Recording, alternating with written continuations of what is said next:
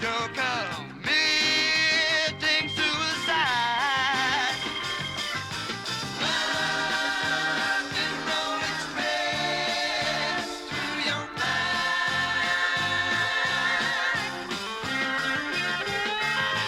Running on down, keeping time.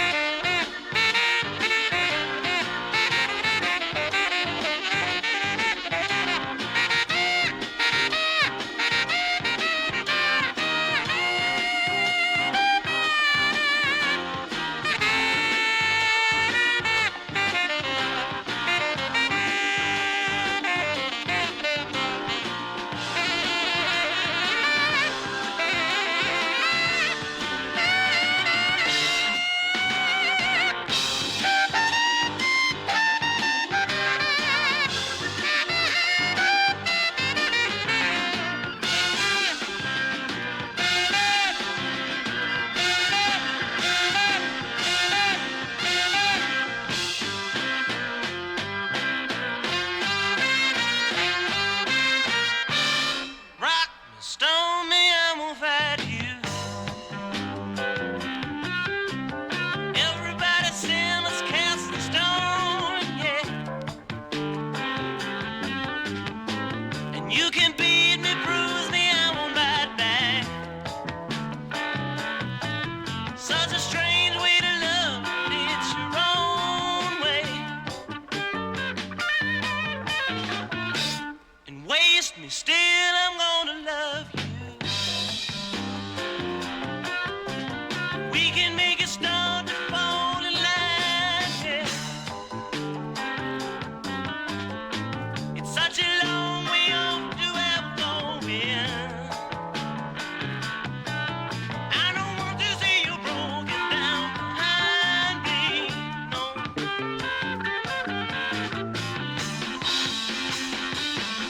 Got to keep on making tracks. Got to keep on making tracks. Trucking on down the rough, stony road. Got to keep on making tracks. Got to keep on making tracks. Rolling on down the rough, stony road. Rock me, stone me, have it your way. If you got to fight me, make it in the war or make it love, yeah. Let me be and learn to live together, oh yeah. Then you can make me different as you want to.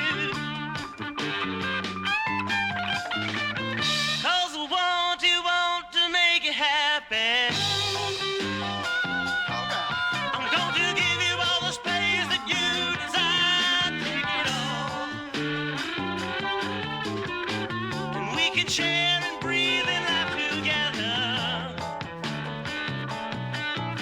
Just taking turns to fan each other's fire.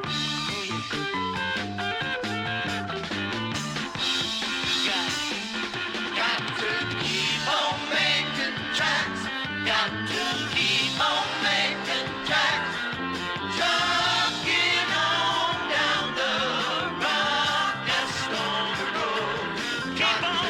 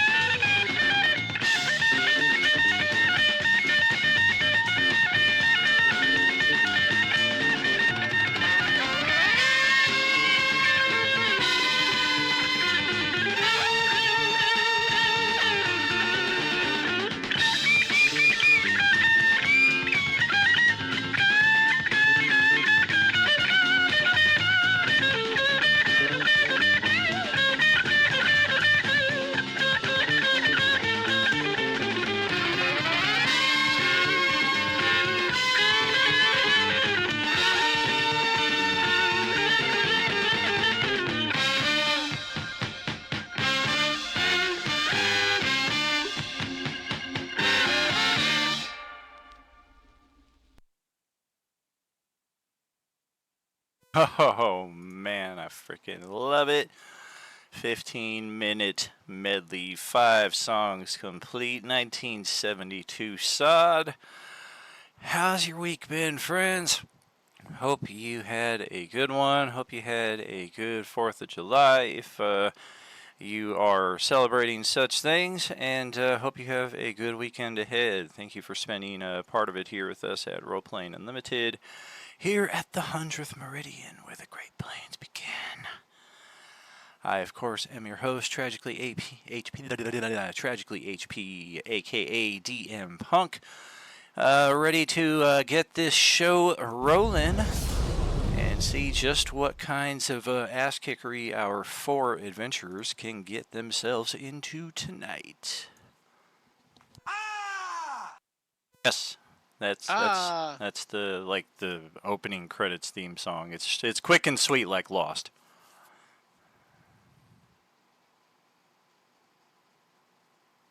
And I guess there's as many fans of the show watching right now as well here in the actual game chat. What's going on, friends? Not much. What's up? You know, it's Friday. It's the 5th of July, and it's 100 and fuck all outside, and like 90 plus fuck all inside, even with AC. How you feeling there? We are recovering. The respiratory is still lagging and still kind of achy and what have you all over, but making strides.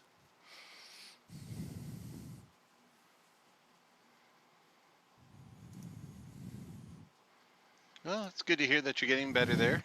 Yes, sir. Yes, sir. And we have a cast of 4 with us tonight.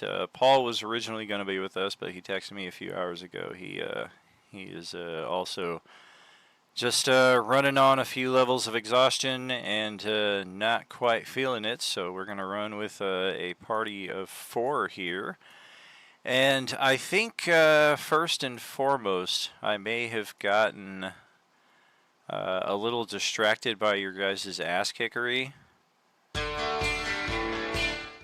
at the end of last session, particularly with the side missions and how we took out the hobgoblins and the draconians over at the ravaged farmhouse and the draconian camp down here.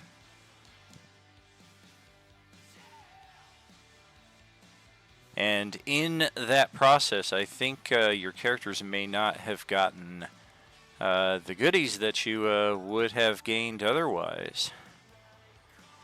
So let's backtrack a little bit right here. Well, I mean, we should make sure that, Katie didn't just rob it all before we could loot anything. I'm willing to pay that price. If we double up on this, it's still early enough, and it'll be a nice little windfall if you guys are doubling, and if not, it's crucial that you guys have it. So, the first encounter that we had with, I guess, ambushing the enemy was appropriately titled Dragon Army Soldier Training 6 Hobgoblin Mercenaries. We briefly had an encounter there, and Some of those guys ran away, though, so I don't know if we could get their stuff. Correct. So yeah, some of their suits of chainmail that might be worth something if we're even trying to tote armor back with us would not be available.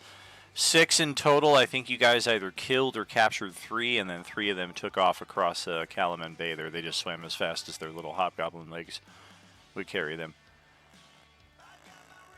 Now, that being said, if we split the math up, I'd say 140 gold pieces and 3 suits of black chainmail emblazoned with the symbol of Takesis.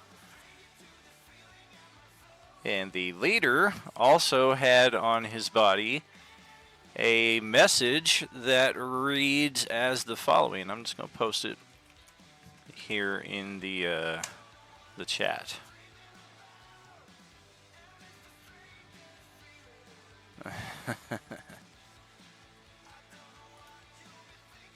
Yeah, we see how well that task was performed. Okay, was that 140 each or total? Total. Any noteworthy weaponry or anything like that? Standard long swords and longbows.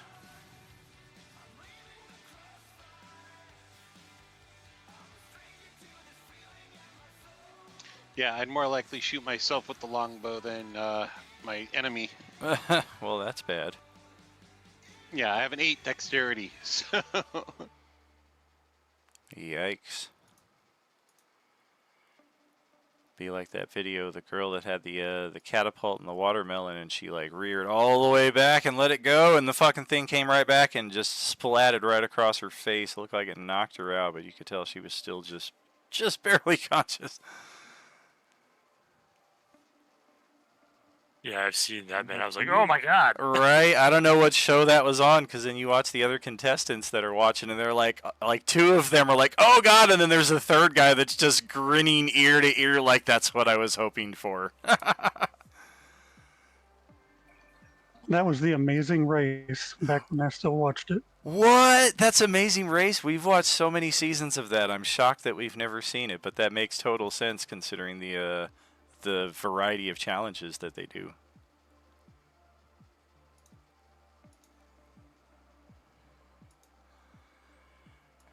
Alright, and then our second encounter, the 5 Baz Draconians and the Bozak. Under normal circumstances, they probably would have fought to the death, but you guys caught them completely off guard. And the stuff that they had stolen from that wagon that led you guys to their encampment in the first place included 120 gold pieces, a stockpile of food equivalent to 60 days worth of rations, and uncommon magical wondrous item. If any of you don't have dark vision or ever have need of light on occasion, doesn't require attunement.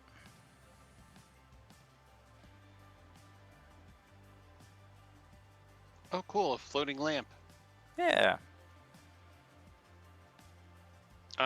Well, I'm human, so I don't know if everybody else has different races and dark vision and stuff.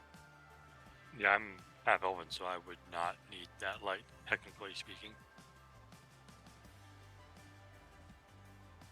Yeah, no, I don't need it really. I'm human too, but wizards have options. Putting it lightly. And yeah, I think the heavily armored knight who needs his hands for other things should probably have the floating light. Right. Sounds reasonable. Not used to that in this group, but we are missing a few key volatile components. Missy Katie. We will make do. I figure we will. And that brings us to where we are now. I can see we've already finished that mission. We've already marched back to Kalaman in preparation for our next mission. We will have opportunity for, and it looks like we've already gotten a long rest.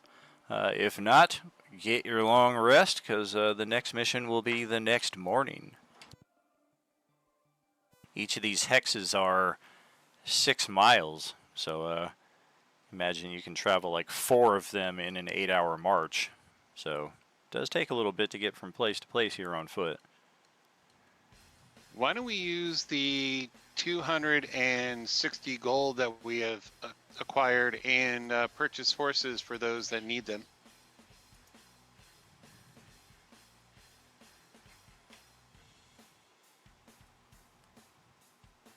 I know that was a big issue before because, horses. If I remember correctly, it was like hard to get them though, wasn't it? Maybe with a large number of gold, it might be easier to acquire them.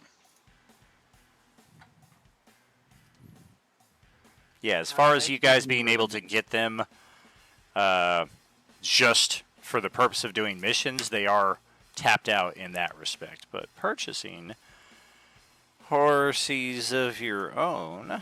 Hey, look at that! I turned right to it!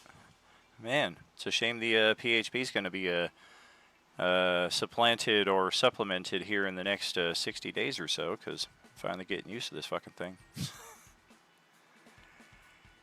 Riding horses, typically 75 gold pieces each, 480 pound capacity, 60-foot movement. Get your ass back there where you belong. Let's just see how the current climate is affecting the economy. It is running pretty stable at this point, so 75 gold pieces per horse it shall be. And that will come with all of the standard kit and bridle and a few days of tack as well. That is pretty funny when the prices of horses is stable. Ha! Ba-da-ba-ba-da-ba.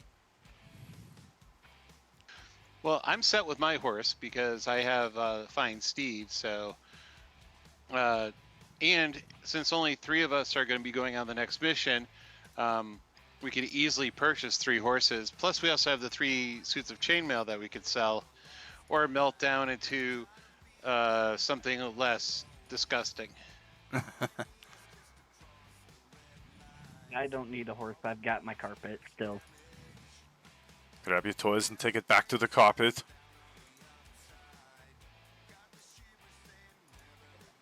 I could definitely use a horse.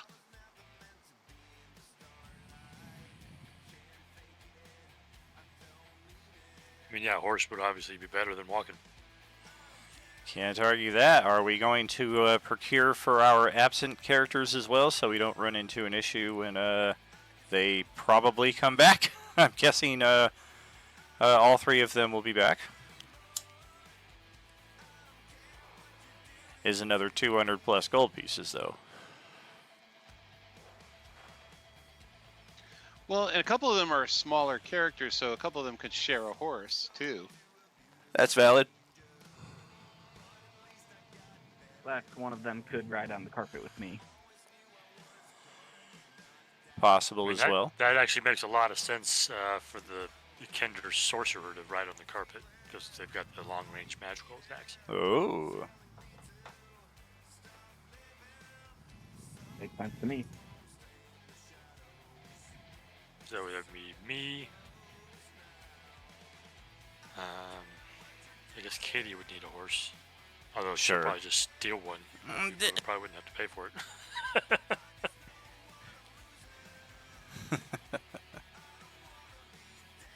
Actually, it's more likely she would find some lone guy out there with a horse, kill him, and take his horse. Sure, sure. Jesus Christ. Why go to the stable? When we were on that, the wagons and everything like that, the horses were missing. I mean, we didn't see any horses' corpses. So were they captured or were they used as like food later by the Draconians? Horses, corpses. They were cooking a horse over the fire when you guys approached, but you imagine there had to have been more than one pulling that wagon, and there's no evidence that you guys saw at the camp or on your way there of what might have happened to the other horse or horses. Of course, that was yesterday now at this point. Right. I mean, we're not going to go out hunting for it, but I figured that could have been part of the treasure location if the horse was still captured by them. Sure. So we would need, I guess, 4 horses if we're equipping everybody.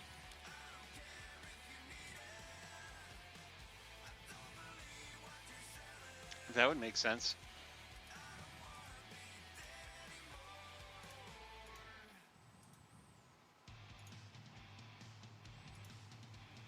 Do we have enough gold, or do we have to do the chainmail to get that? I mean, we are buying in bulk. I can throw a little bit in as well from general fund. Plus, we could throw in, the 60 days of food. We only need enough for. Now, is that 60 days? One person 60 days, or is that like for a group our size of 60 days? One person. So if you divide it Never among mind, we 4, should- it's like 15 days worth. Yeah, we should keep that with us so that we can, and again, we could put those on the horses and everything like that.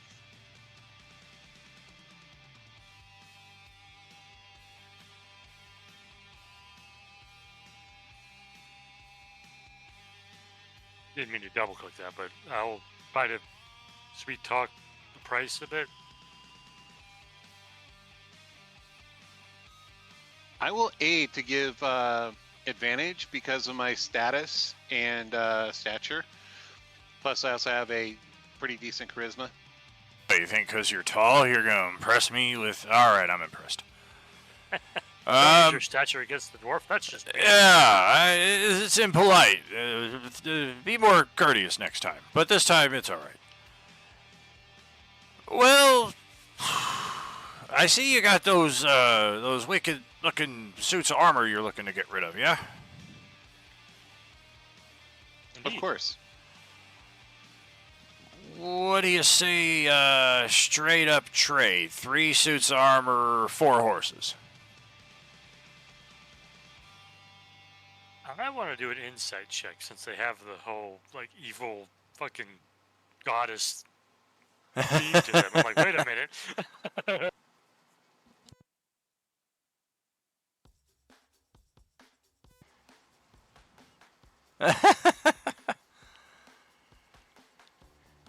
He's definitely interested in them, but you can't tell if it's just for their practical purpose or if he's like, yeah, I want this to Keese's cosplay shit. Watch play. All right, I'll kind of. Oh, okay. I mean, we were just probably gonna melt them down because. No, let me repurpose them. I could make some good barding from these. All right. Okay, that makes sense. Yeah. Right. Hopefully, it won't be necessary, but with the way things are looking, it probably will be. The soldiers will need as much protection as we can afford them. And it's good to know that their armor is being used against them, right? I hadn't even considered that, but that is a sweet little extra. All right. Well, I think you have yourselves a deal then. Excellent. And for anybody keeping track here in the book, chainmail runs the same cost as the horse. So effectively, you guys traded 3 and got 1 free. Nice. Yes, indeed. Worked out all right. Ah! Come on, OCD. Get back in there. Why are my descent do books mixed you in? Give us a thing that we can party loot. No, but I should.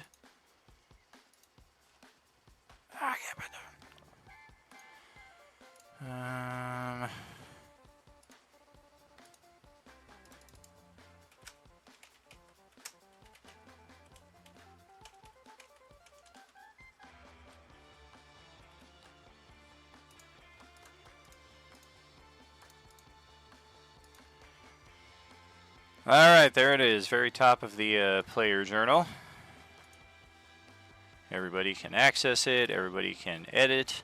Just make sure you're not editing at the same time as another player, because sometimes it will lose your stuff and save theirs, or vice versa.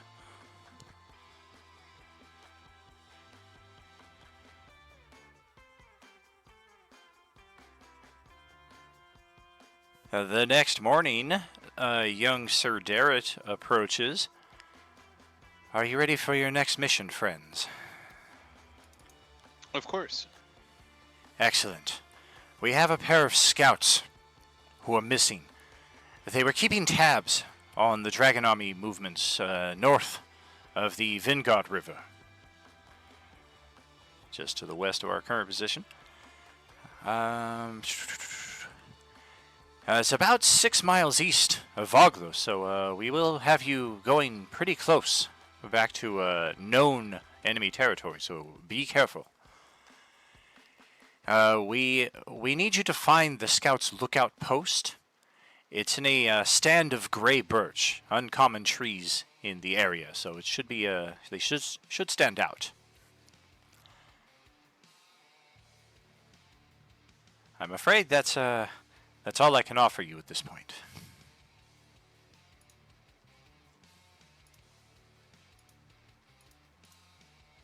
Very well. Yeah, we have our horses set. We have our supplies ready, and I am prepared to go. Get your ass to Mars. I don't think I've got any prep work to do, so I'm good to go as well. Yeah, same. Ready.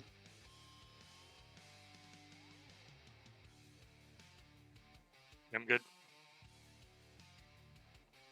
Alright, let's check for rando encounters, because why not? Oh, so close!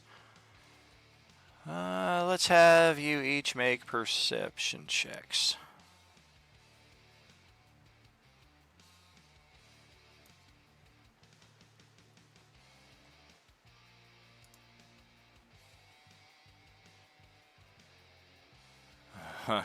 Alright.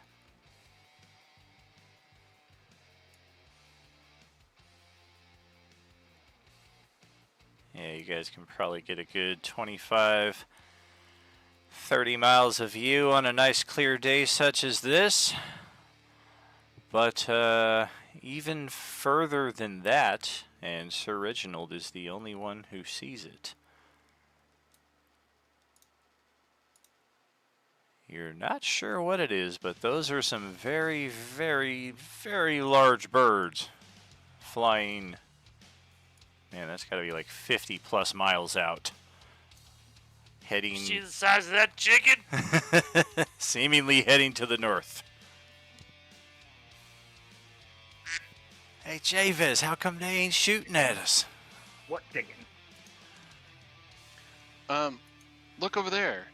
There's some birds, but they'd have to be huge. A bird, bird, bird. A bird's a bird. I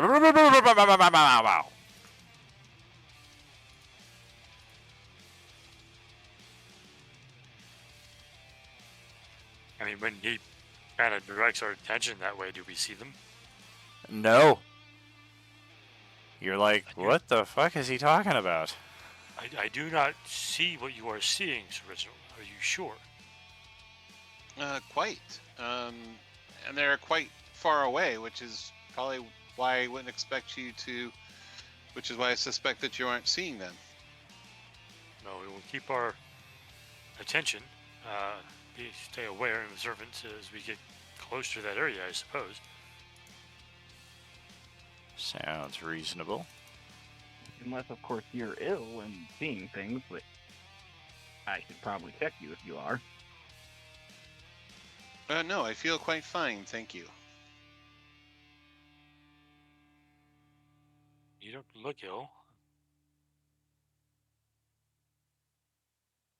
Well, at least we know to keep an eye out just in case. I mean, I have been trained my entire life to look out for danger and to keep good perseverance. Indeed, and it's good that you have seen this now. I guess let us know if anything changes with what you see. I mean, if I point it out, doesn't that give him an advantage on his perception? Almost like an aid? If I gave a second perception roll, but at this point it's just a background detail. Ah, okay. Out of game, we know what they are probably, and premonition of things to come in later chapters, perhaps. Oh no! We're not high enough level for that. That's right, not yet. Uh, We could only take out the mechanical one, and only because it rolled a natural one on its Blow stupid itself up. boom. That would have been probably really bad otherwise. It could have been, for sure. I mean, it was basically like one of those, all it had was a breath weapon. It could do one big attack and then hopefully recharge, but instead, Oh, the boiler! I guess we just continue on our way. Sounds good. And yes, once you arrive in the expected area, we can move our tokens, I'd say like right over to here, this general area. And survival checks would be called for.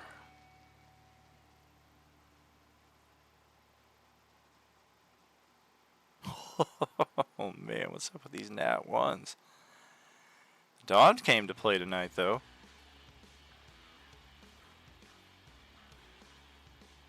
Thank goodness. Yeah, otherwise My this, highest stat, and I'm still rolling terrible. yuck. Yeah. I'm the Native American analog, and I didn't roll very good on my survival. Yeah, right? You're like, oh, I'm not familiar with this side of the river. Exactly. So it takes a mere 15 minutes for Sir Reginald to find the lookout post in the stand of gray birch. Otherwise, that could have taken a few hours, if not more. And upon arrival, let's get some stealth checks. You guys, your insight is telling you that something is not right here, and you may not want to just rush head first into this. And somebody may want to contact Sir Reginald on that that big portable phone that you guys have, because he's like 20 miles back at Calaman, seemingly. Oh, there he goes. Nope, I'm right there. So, I guess to set the scene, we come up on our horses. Do we dismount to go into this area to look for that?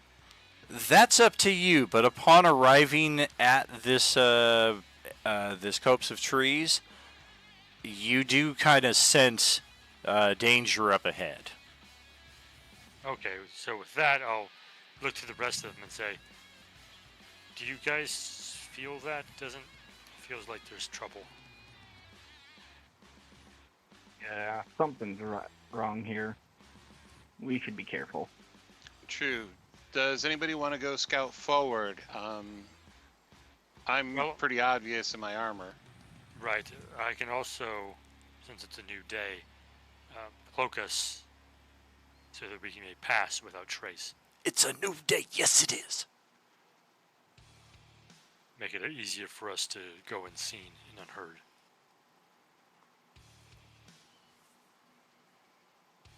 Very well.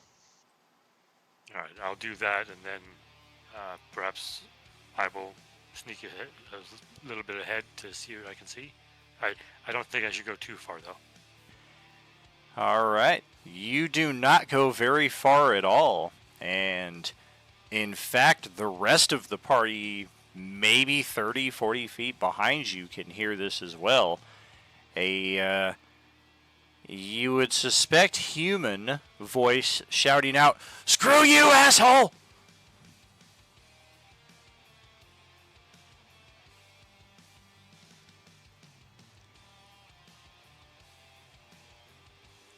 And are we going to keep our solitary scout, or do we want to... Yeah, we'll move forward because we've got the bonus on the dexterity checks. All right. What are we doing with the horsies?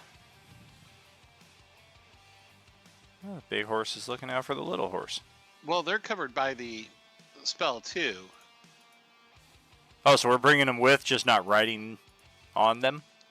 Correct. I mean, mine's intelligent, so, you know, it's pretty easy to follow me. Okay. Yowie wowie.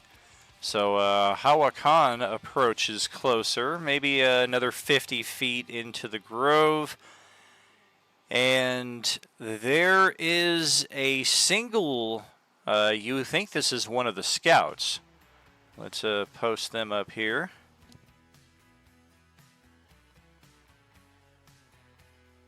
Hope I didn't set that correct. You're supposed to be able to see. Yes, they are injured. Maybe not human. Perhaps elf, now that you get a closer look. She is tied to a tree in the center of a camp. And she is currently being harassed by... Oh, we're going to need to spread out. There we go. We're familiar with the Baz Draconians. We have faced them at least a few times at this point and are starting to understand that they are not your typical lizard folk. Seem to bear more in common with dragons than initially would appear. Who has our best passive perception? Mine's 14. That beats my 13. 14, 13. I've got a 15. 15's the target.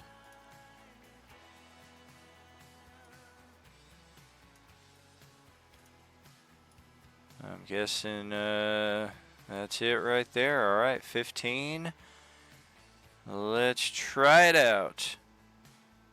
All right. If you're peeking behind the GM screen.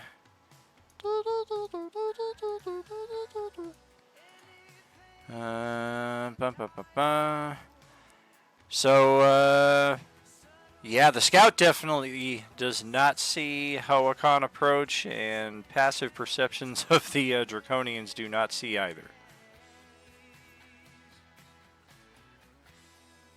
All right, so I just see the two of them with her tied up. Are they, like, Correct.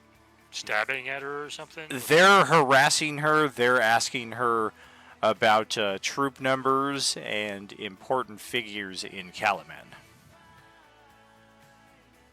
Okay, does it look... Do we know, was this the only scout, or were there supposed to be others? There are supposed to be two. Do we see a body anywhere? Roll perception.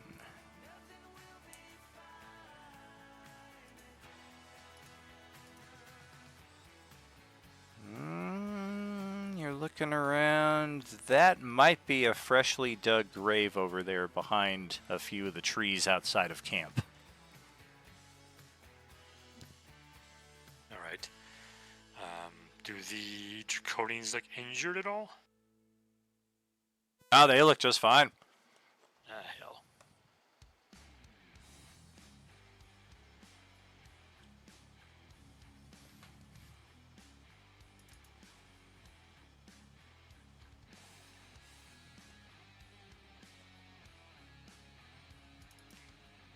We cannot allow this to continue. I was guessing the rest of the party's like still maybe 50 feet back at this point, so they've come about halfway into the grove. But her retorts to their questions, like she's standing vigilant. You can tell they've roughed her up pretty good. And How far am I from them at this point? from the Draconians, maybe about 30 feet. And that's her as well, 30 feet? Yeah, maybe like 25, 35, depending on which angle you come in from. Okay. How is she bound? She is the typical like just hands tied behind her back. Isn't she also tied to a tree or something? Or Exactly, she's tied to a post to a tree in the center of camp, but basically with her hands around behind her back. oh, so her hands are tied, and it's her arms behind her that are holding her to the tree. Exactly. Okay.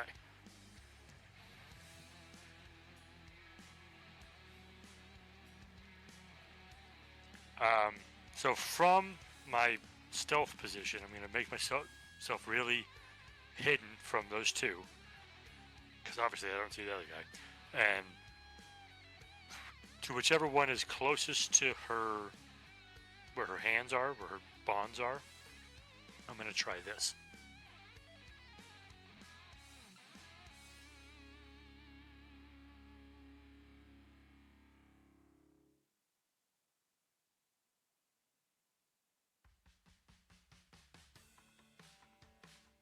Ooh. I'm just gonna kind of whisper out from the bushes. You should cut her bonds and let her free.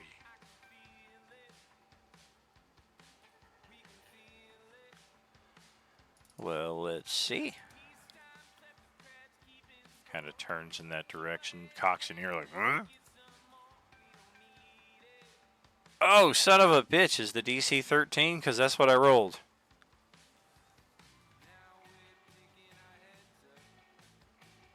It is, but hold on, I might be able to change that. Oh?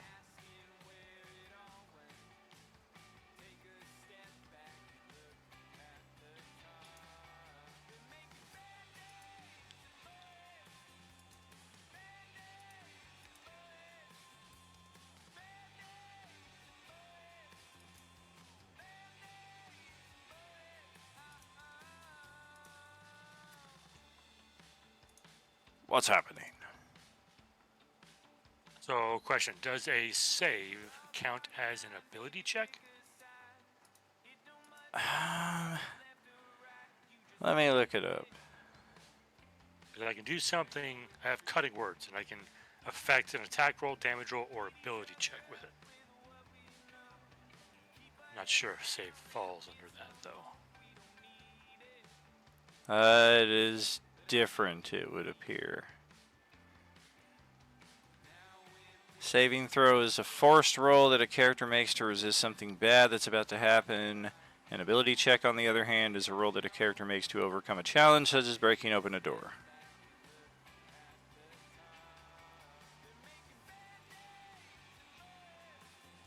So I would say no, not an ability check.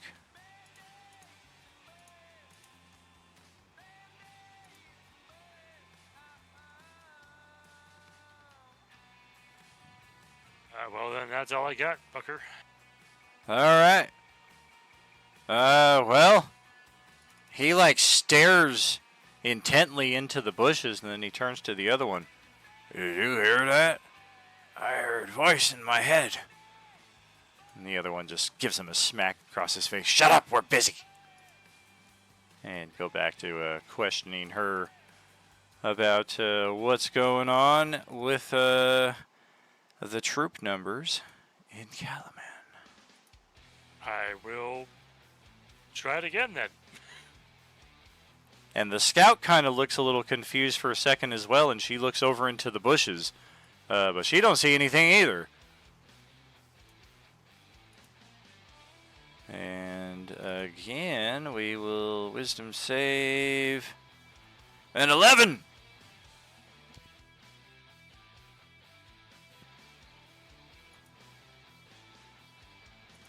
And yeah, he does not hesitate one iota. He just kind of steps back around the tree while the other one is continuing the interrogation. Rolls a pretty decent short sword attack and cuts those bonds, and the scout shouts out, "Huzzah, I'm free!"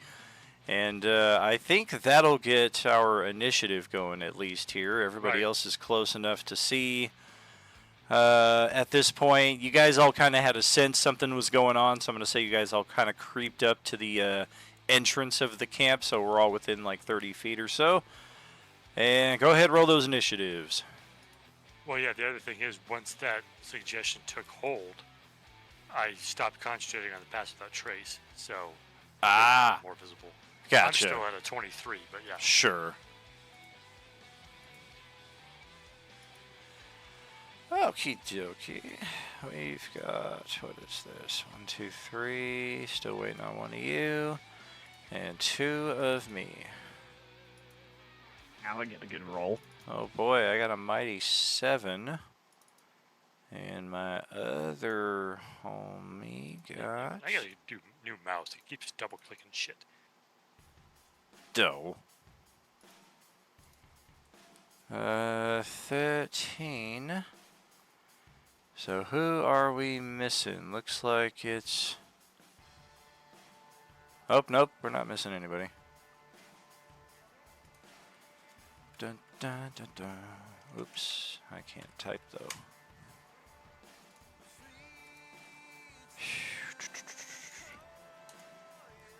Okay, so the one Baz that is doing the interrogation immediately shouts over at the other one, "What are you doing?" And the scout realizes that she hasn't rolled initiative yet, and probably should. And there she goes. And now we can officially get going. Looks like Ken is up first. Welcome back. All right. I'm gonna go ahead and shoot at the one that didn't cut it open with my crossbow. Okay.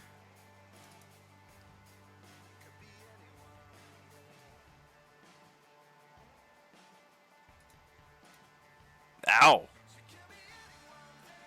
Well, yeah, this thing's got pretty tough natural armor, but that will go right through that.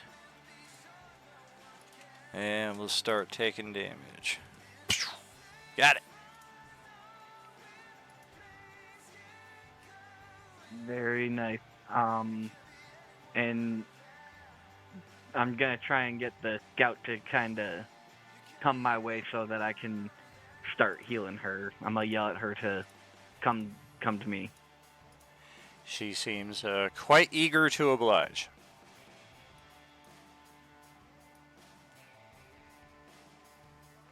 And Reginald would be next then. Okay. If I didn't skip the- his turn instantly and pass it over to Johnny. Just kidding. Go ahead. Yeah, stop it. All right. The one that did the rope cutting, I'm going to take 5 foot of movement to get on my horse because it's one of my abilities. I don't have to take half my move. I'm going to charge with my lance against that one. Okay. Seems kind of rude. The dude just did you a favor, but all right. If he could be turned, Damn it. he would be All a right. powerful ally. And then I'm going to, unless our armor class is only at 12, Olay! I'm going to turn the horse and take another shot at him. What the hell? Son of a bitch! Well, yeah, that'll certainly hit, and this guy is critically injured after that. Ow! Max damage. Can I jump off my horse at this point? Sure. Okay, so I'm getting off my horse at this point and mentally telling my horse to go and head to the scout so the scout can use it to get back to our people. All right. And that'll be the end of my turn. Okay, Johnny is up next. All right, the one that our paladin almost finished off over there, I'm going to throw a little chill touch his way. All right. He's all the way across the river. That's like miles away. Shit! Still got him!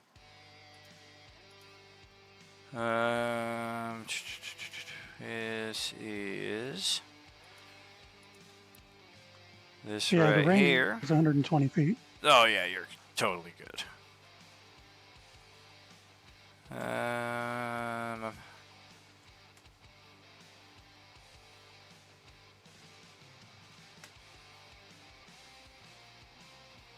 I guess Don would be the only one within 5 feet of it, so roll a con save. Oh, yeah, you're good. No stone, no petrification, and this thing will crumble to dust after 1 minute, as we have seen happen a few times before. Otherwise...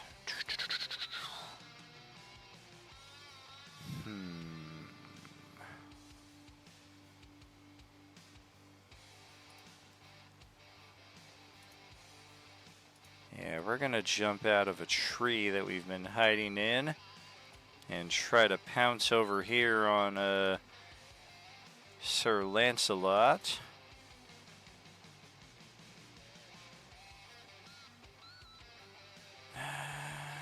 Okay. just comes soaring out of the air with a pair of daggers, and oof, a 23 to strike. That'll hit. And second attack is a 16 to strike. That will miss. All right. Damage is 5 pierce, 8 poison. Okay, so I only take 2 because my heavy armor mastery. I reduce 3 from non-magical weapon damage. Uh-huh.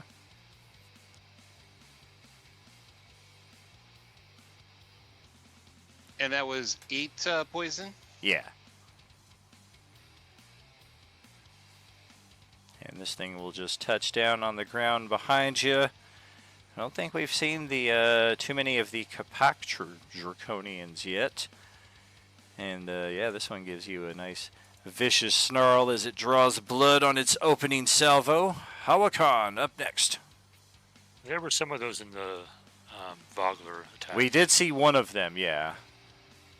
Or I think 2 of them, but they were at 1 hit point when they wandered in, I think is what it was. Yeah, they were all fucked up, so we know they like dissolve and shit when they die. Right. I should still be hidden, so I should have advantage on this attack, right? Exactly. That's why I didn't come after you. My instinct was like, I'm going to drop right on just... Oh, wait, I can't see him. Alright, so I'm going to shoot the other Draconian who hasn't gone yet. I mean, I don't have sneak attack or anything, it's just advantage, so whatever. Okay. Let's see what we got.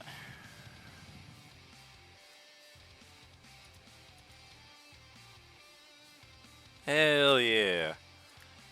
Not the greatest damage, but that'll clip him right in the leg, and he just kind of turns like, how are we so surrounded? Where were our scouts?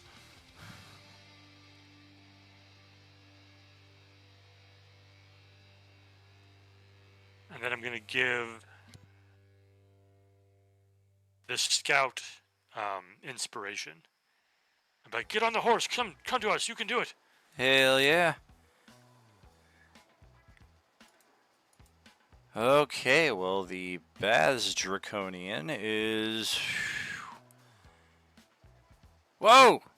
All of a sudden, a horse hit.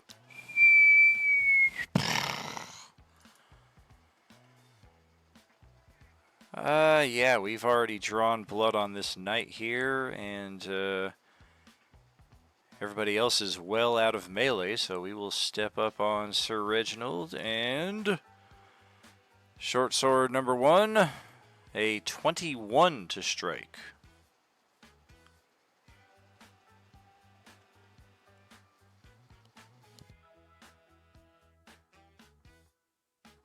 I think even if that hits, though, it's negligible. 17 to strike, though. I think that's a miss. That'll be a miss. Okay. So yeah, the one that did any damage was just reduced, I guess. Yeah, it shows 2 piercing on there. It reduced to 0. It does, but standard reduction rules are down to 1, I think, but not really a point to go into now, just a exploration for later. Well, we're going to disengage with our turn and hop on the horsey. And fuck yeah, 30 miles west, bitches! Come with me if you want to live. Now we will make our way to the healer. And that will be our turn, and pass it back to the healer's turn.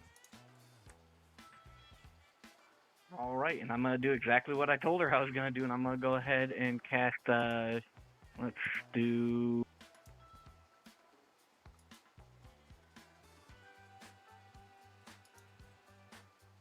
We will upcast Cure Wounds to a 2nd level, I think.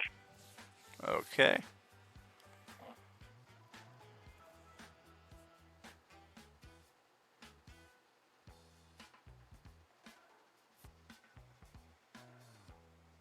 Not too shabby. Boost her up a decent way from where she was.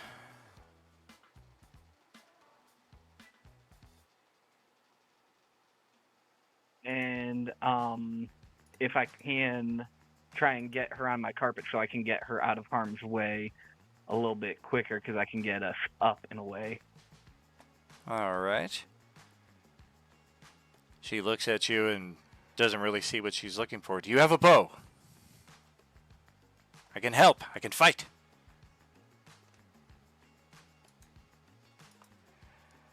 And while she is searching for that, Reginald, your turn. Okay, so I'm going to drop the lance, get my halberd out, and make a couple of attacks. All right, who's the lucky target? The guy in front of me, Um, the guy that actually did damage to me. gotcha. That will land, and we got it. I also have extra attack, so I'm going to attack him again. Nice. Yo! Are we using the max damage crit roll, or whatever the regular roll is? We're using the regular for this one, just keeping it raw. Okay, so hey, I got +1 additional point of damage for my crit. All right, well, that's how to get this thing down to less than 50% hit points, just like that. Yep, and then using my polearm master, I'm going to take a bonus action to make another attack with the back end of the halberd. Okay.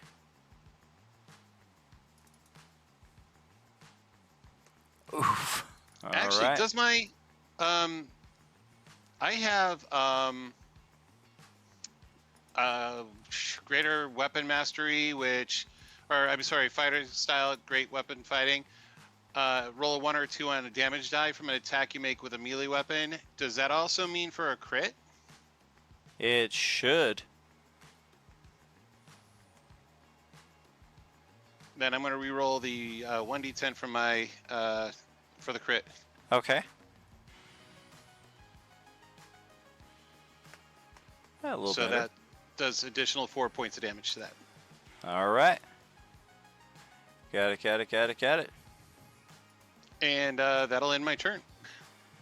All right, so over to Johnny's turn. Kadar. This Draconian All right, is we reeling. got another one on death's door, so let's reach up from the grave and hit him. All right. Oh, that will succeed. And death throws for this one dissolves into acid that splashes around it. Each creature within 5 feet, which once again is just original. This time it's a dexterity save to avoid being covered in acid. Oh boy, my best save. Hey, Reginald, I don't know what your pluses are, but I'm going to use one of my portents and give you a natural 14. And never mind. Save it. Yes. I mean, Yeah, how about that? All of a sudden, I'm in full plate armor. Dude just busts out a fucking Matrix move. And let's see. This is all or none. So yeah, you completely avoid all of the harmful acid. The Kapak Draconian just dissolves down before your eyes in a matter of seconds. And if there's nothing else from Johnny, it would be Justin's turn. I say he did better than That's all. Hicks. Yeah, he did.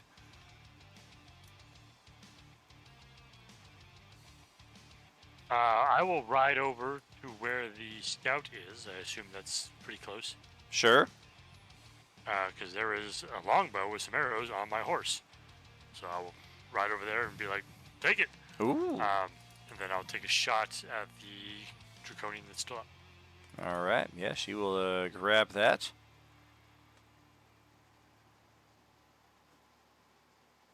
Oh, shit! Oh, youch. Almost killed it outright. After I hit it like that, I'm like,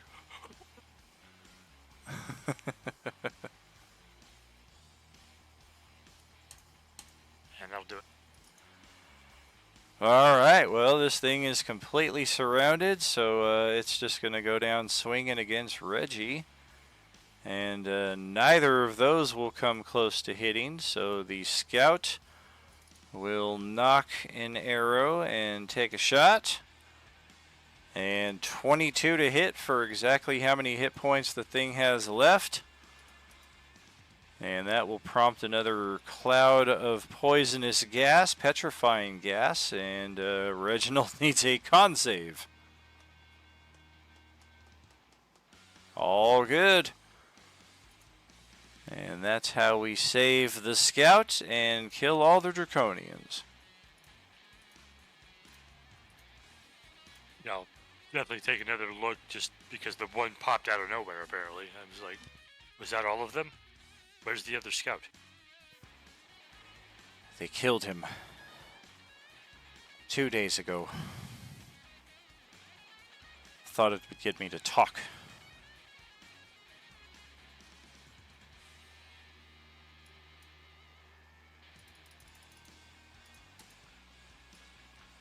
This is all that was here. Correct. Yeah, these guys didn't even have any gear worth salvaging. It all gets turned to stone or dissolves with them anyway, and there's nothing really sitting in the camp that's of use.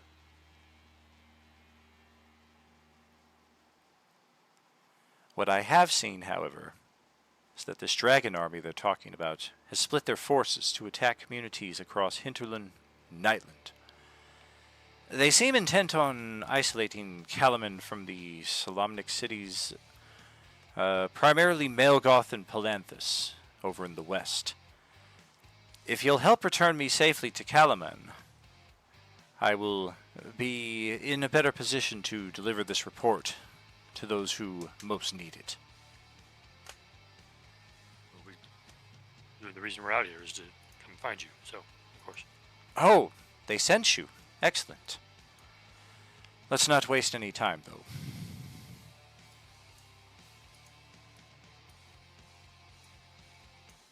And yeah, I she's go ahead gonna... and have her hop up on my carpet so we can go. Sounds good. We will hustle back to Kalaman then. And with her survival and turning in the report firsthand, the Kalaman leaders are pleased, and they will reward you with 100 gold pieces each.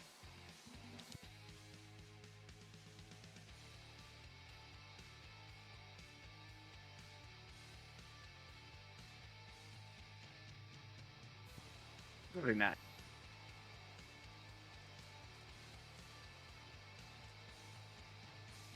I'm assuming I can replenish arrows there. Yes. They will hook you up with those for free. And I use my lay on hands to restore my hit points. All right.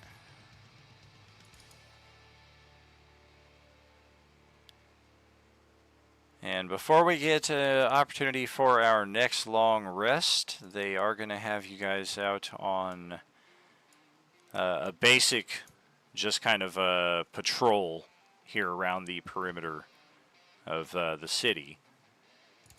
And this will be our next side mission.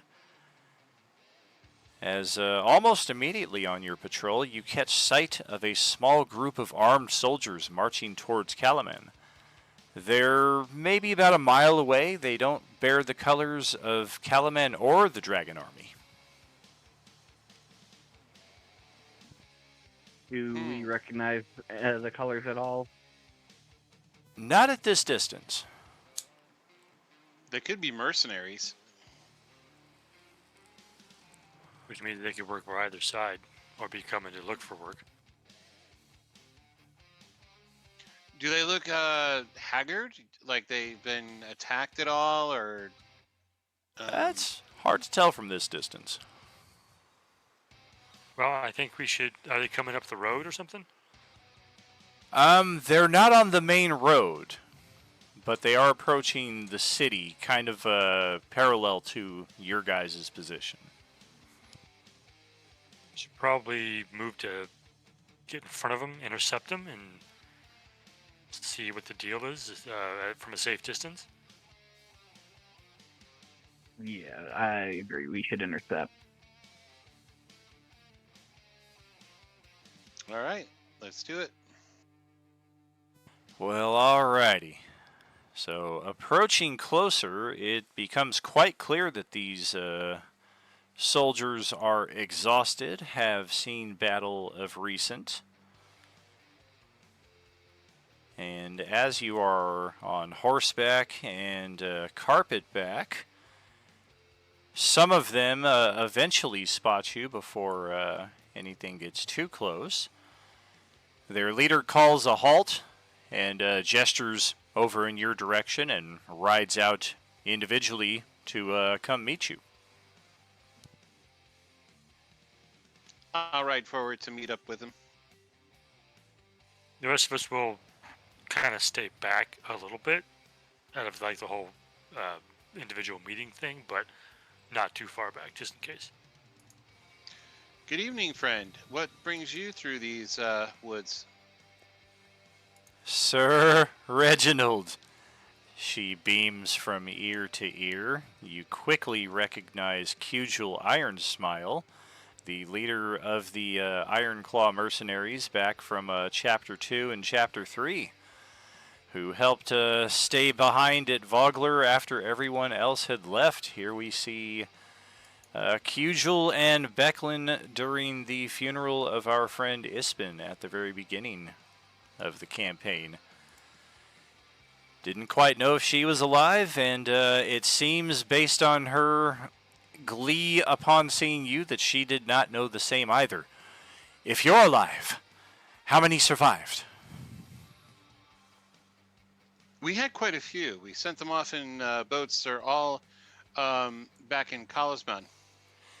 Yes, but of course we stayed behind after the boats had left, but we had no way of knowing for certain if perhaps the army had laid a trap upon the riverfront.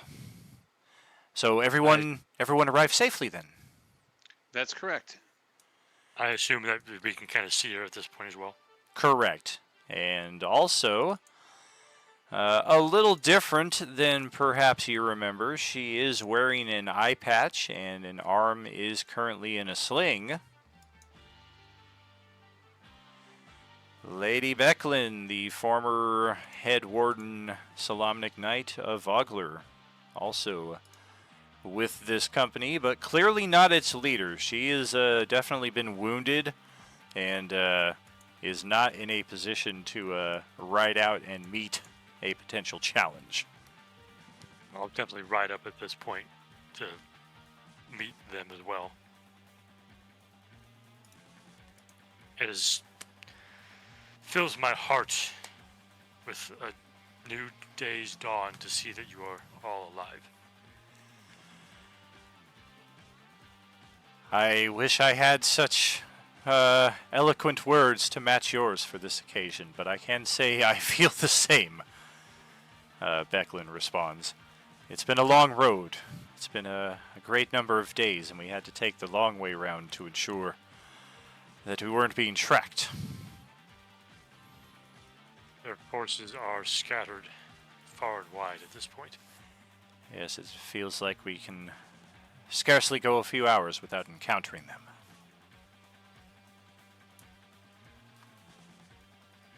And before we reach the city, you'll be very impressed at how Darrett is doing.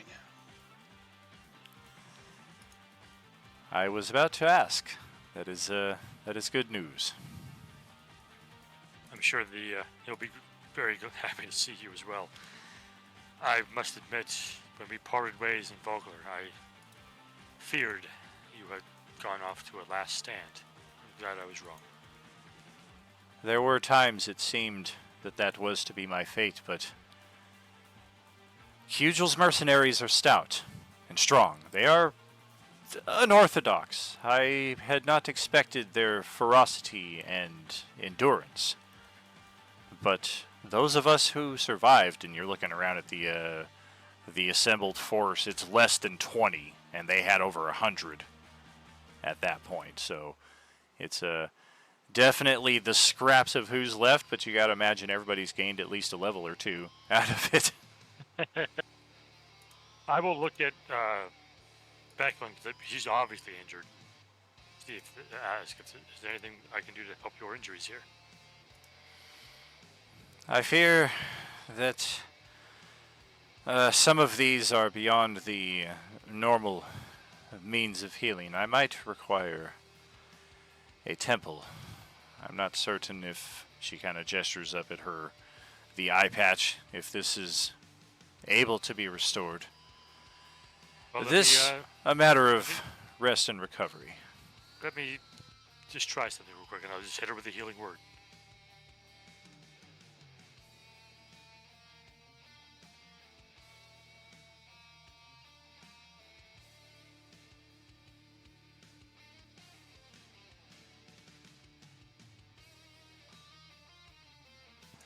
Well, she does kind of move her shoulder and her arm about a bit in the sling. That's rather nice. Hadn't Honestly, in character, I don't really know all that much about the healing magic I can do. I just know I can speak a healing word to people. So I'm like, maybe it'll work. I don't know. There you go. So tell us, what is occurring in the city? Have there been advances to the gates like we found in Vogler? Demands for surrender, for succor? No, we've been pretty good at keeping things at bay. We've gone out several miles, disrupted many of their attempts at camping. We've also gotten some help from an artificer of sorts. Good old Ruckle Dust. Out of game, of course. An artificer. Do they have any information, perhaps, on the dragon that attacked Vogler? The mechanical beast that I heard tell of? I believe they were actually the creator of said beast. Blasphemy! They were, however, they did not intend for its use in such way. They were tricked. That being said, allow me to take a look at your wounds as well. Can I tell if any of her wounds would be helped better by lesser restoration? If such would regenerate an eye, condition can be blinded. I would say yes. Okay, then I'll go ahead and use that to heal her eye. Wow. Okay.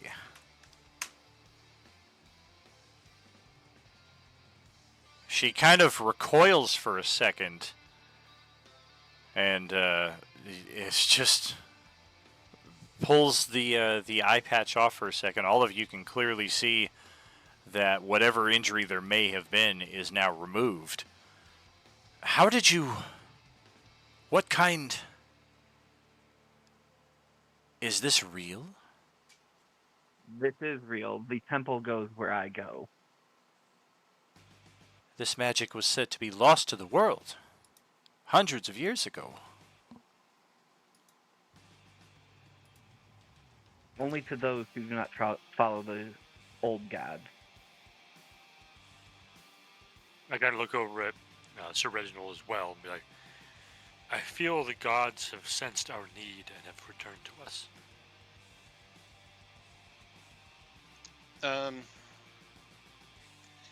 May I speak with you in private, Lady Becklin? All right. We go to the side, and I show off the holy symbol that I have, and I recant the story of the challenge that I had faced, the meeting of the gods, the gifting of this symbol, and the powers and abilities that I have. You're all just full of surprises. Here it's no secret to say I underestimated you.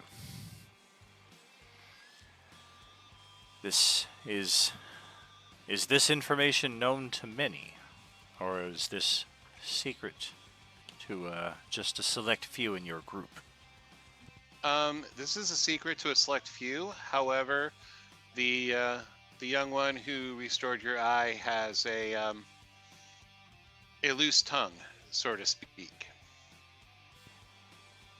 This kind of attention will come with its blessings and its curses. I'm sure I don't need to tell you. This is why I spoke with you in confidence. Yes. I don't want the rest of the mercenary group to know of these abilities, for fear that they may turn upon us as heretics as such. It is still a great risk these days. People you consider your friends, even your family. The mention of the gods tends to stir up a lot of emotions. That's why I keep my abilities unto myself and to those that are closest to me. Is wise. The day may come when you are put to the test, but for your sake, I hope that is not so.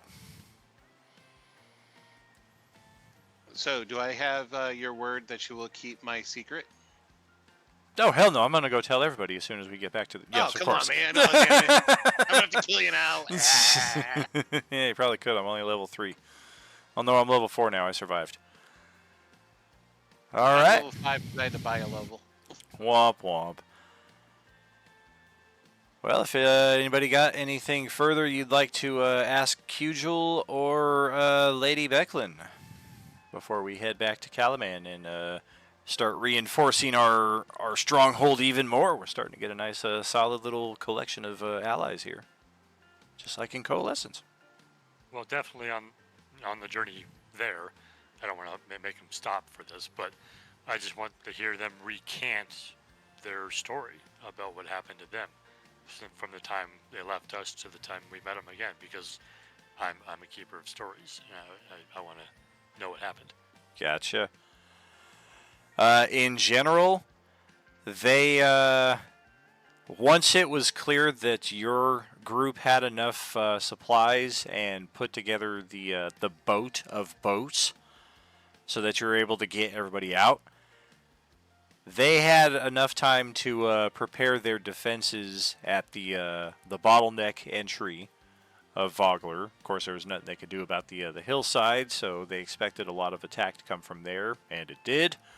A lot of the buildings nearby that cliff were raised in the opening assault. Arrows made of fire were used primarily before any foot soldiers even entered the fray. But going back to the initial bit there, since they had a bit more time to prepare, they managed to salvage a small boat of their own. The only problem is they got caught up on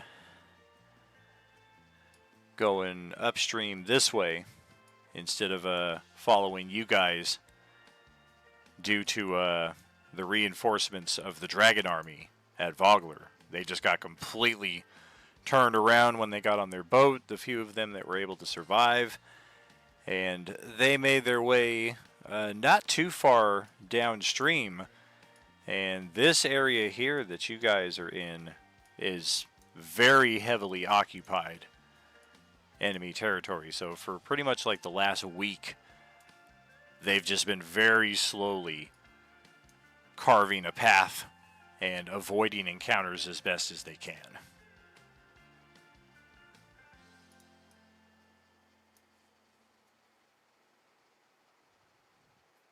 All right, cool. I've written those stories down. Sounds good. And I this, also recant to them the draconians, the different types that we've, and what they do when they die.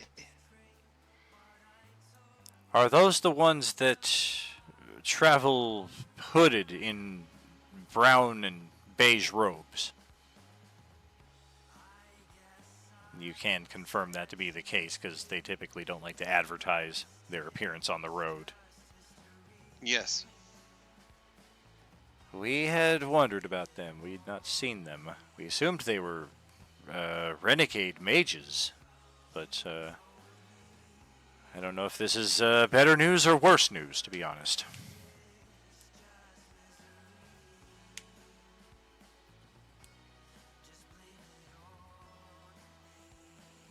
So upon our return to Kalaman, that is the milestone point for another section of this campaign. So level up for you regardless of your position. If you've purchased a level or have gotten one another way and you're already level 5, now you're level 6. And if you're level 4 as per the module minimums, then you are now at level 5. So we'll give you all a few moments to start knocking out those level ups. We'll send it to our BRB and we will catch you in about 10-15. I'll be listening, of course, over the stream just in case y'all are have any questions that arise during that time. See you shortly, friends. Are you with us?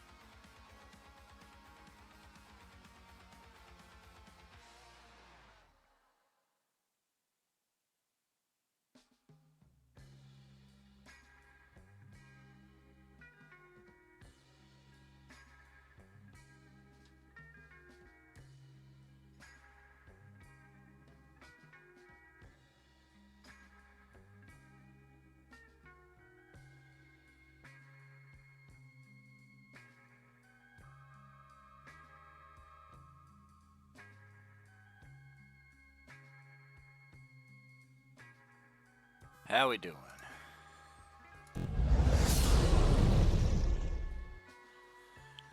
I am all set. Alright. It can be a little trickier for the spellcasters, because all the spells that show up that shouldn't.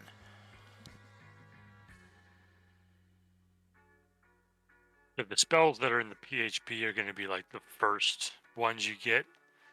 It's hard to say where the cutoff is, but I recognize spells that are not regular PHP spells. Nice. For the most part, same, but I also just jumped into another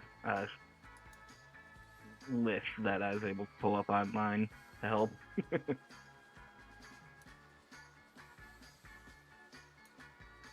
Yep, I'm on. Yeah, I'd already gone through them. Everybody's good to go then?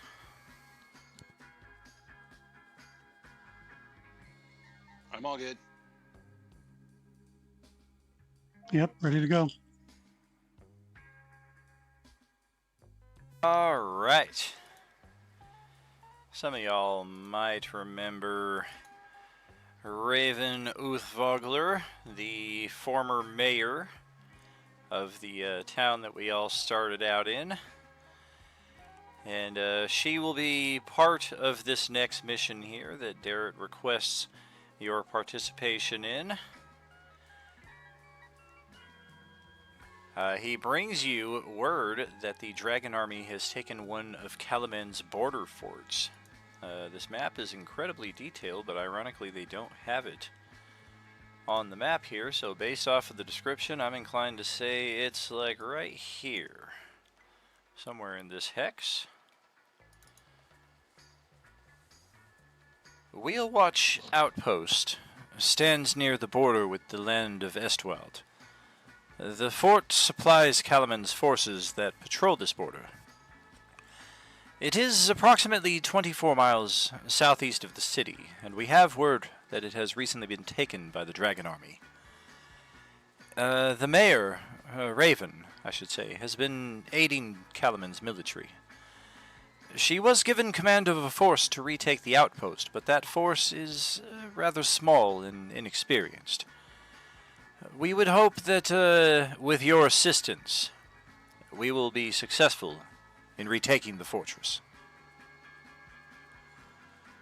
And with that, he brings Raven into the room. She provides a sketch of the outpost, and here's hoping this works as it should. Hallelujah, look at that.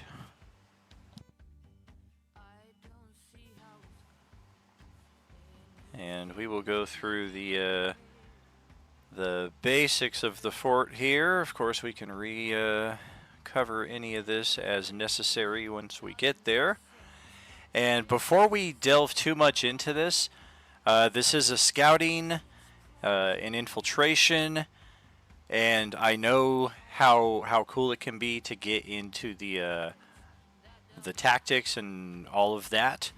But I want to caution us against spending too much time on that, because if we do, and then we start the next session with a new crew of players, we might get caught up in that same sequence of events again. So whatever it is, we might want to make our decision and at least get into it tonight. So the features of the fortress, ceilings are typically going to be 10 feet high. The gates are 15 feet tall, reinforced wooden gates. They can be closed only by the gate controls nearest them. You can see those clearly marked on the map. They're pretty strong, so if you do go about trying to attack these gates, it will take a bit to get through them. There are torches that provide light throughout the fort, except for area W5, that is the barracks, so of course they like to keep that area dimly lit. Walls are 20 feet high with towers and fortifications adding 10 feet for each floor. It is possible to scale these walls. There are occasional handholds and what have you, but some proficiency in athletics will be necessary. Space W1, we'll just go forward with numbers at this point. Obviously the courtyard Several small structures with wooden roofs, stairs climbing from the dirt yard to the fort's west and east battlements. To the north and south stand solid wooden gates reinforced with iron bands. Along the wall next to each gate is a metal mechanism with a prominent winch. The south guard towers are the Space 2. We can see both of those. Northwest guard tower, likewise, Space 3. Northeast fortifications, Space 4. That also includes an armory, as we can see there on the far northeast side. Hangs racks of weapons. Space 5, we already covered, is the barracks. Space 6 is the prison. So in the event that prisoners might be found, that is where you will locate them. Space 7 is storage, typical stuff, food, water, enough supplies to sustain the outpost probably for about a month. Space 8, you can kind of tell those are the stables. Space 9, down here, this is our kitchen. Oops, I can't highlight it from that map, but yeah, on the southeast side.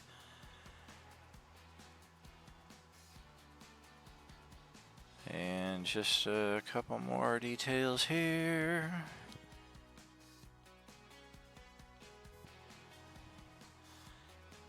So once we've gone over the details,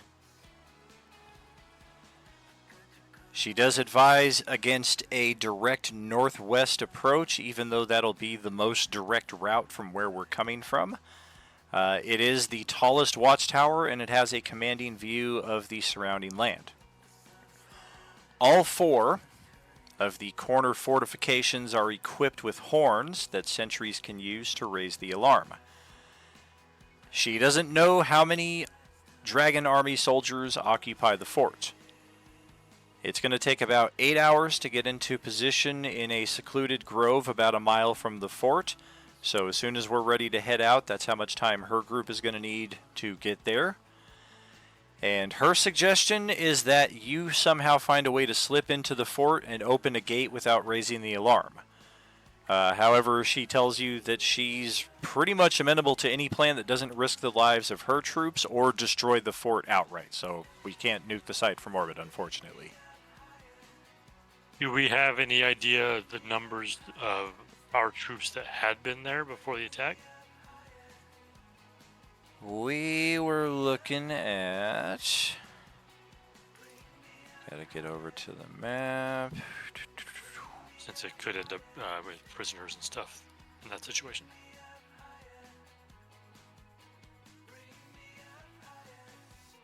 Probably anywhere between 30 and 50.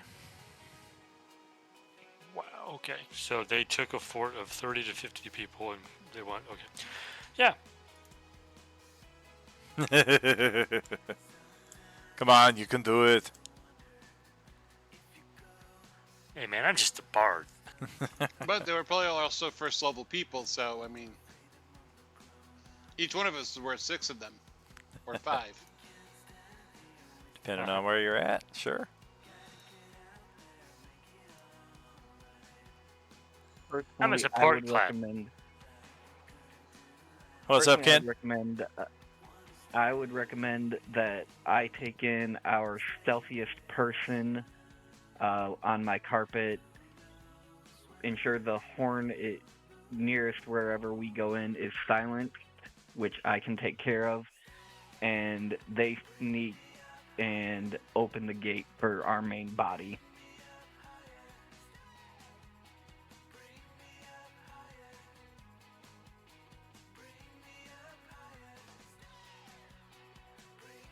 I think Reginald on his horse should ride on the carpet and be dropped in from above.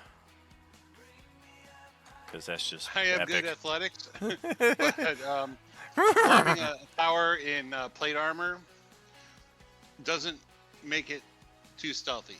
Well, that's why you get on the carpet on your horse and you get flown in over the walls.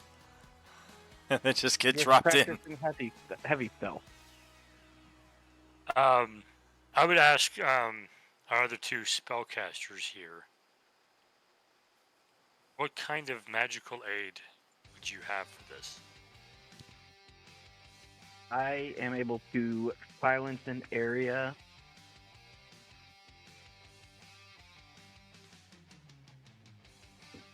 Of I course, can you make know that I someone can heal. invisible. I could also levitate someone up the side of the wall and onto the top of it. Can you do both at the same time? I can also blind No, and deafen people. What was that? I didn't catch that. I can blind or deafen someone.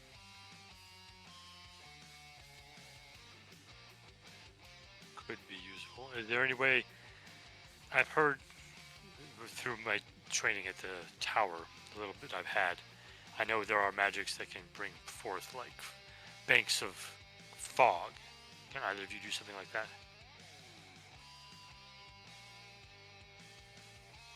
no, that's not my specialty.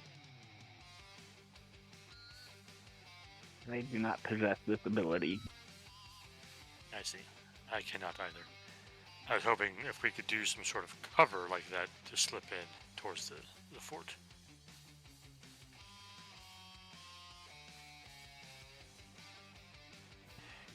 Just need to get yourselves a few pounds of 420 and light that shit outside the gates. Make your own fog cloud. Actually, I may have a means to get to the top of a wall, so. Oh. You enlighten us, Reginald. One of the gifts of my goddess is the ability to quickly and briefly change into a mist and appear approximately 30 feet away from my current location, as long as I can see the destination.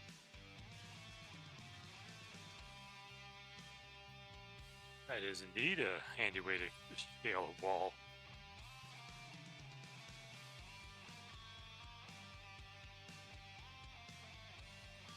Get you up to a window or arrow so that you could look inside and just go inside, I guess, right? I would have to be able to see inside the window, though. So if it's up high and I'm unable to get a good view of what's inside, I wouldn't be able to appear in there. Understood, but it's an option we know we have. So possible levitation, possible invisibility, which can be very useful. I can, of course, cloak a group of people in shadows. And of course, If so I could that get close enough, I might be able to shrink one of the gates into the fort. Would that be something that would be permanent? It would only last for a minute, but that's enough time to get through. Well, I was just worried that we don't want to destroy the fort. We still want to be able to use it. So if it goes back to normal size, that's doable. Yeah, it would go back. But of course, that would also be very noticeable if we're trying to not set off alarms.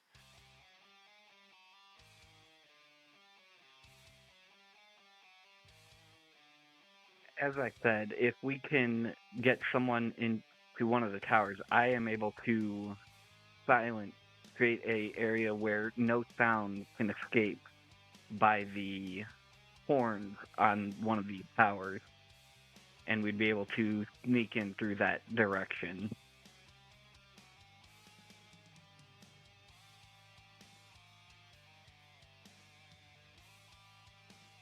Well, then we should probably go for the larger port section where there's probably going to be more opponents to deal with. Get us in there. I can do the pass without trace. You can make it silent.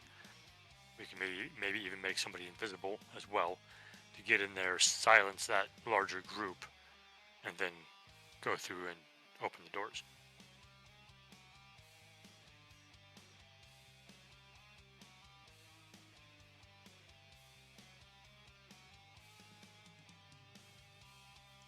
I can make one of you invisible, but I need to do it before you leave.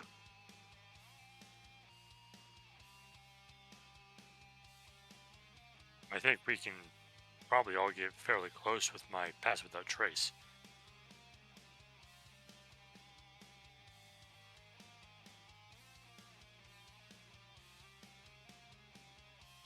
Okay, so we're looking at maybe the south, taking a long route around, coming in through the south, maybe the southeast.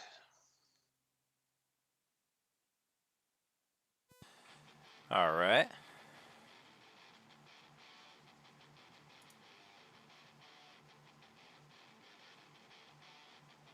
It'll take us additional time, but it'll also keep us away from that really large tower.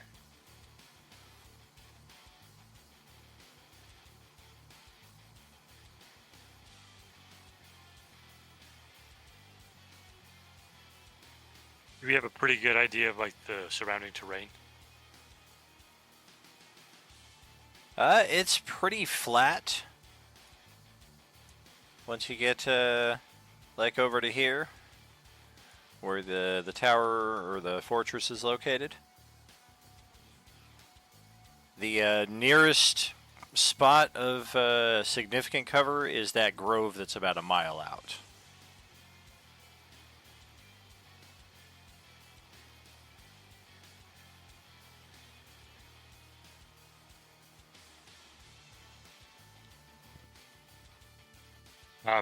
Just need to remember the sun does still set in the west in this world, right? Yes. Okay, so I suggest we come in as the sun is setting so that there will be long shadows cast by the fort itself that we can use my pass without trace to approach through. Actually, the sun sets in the south. What the hell?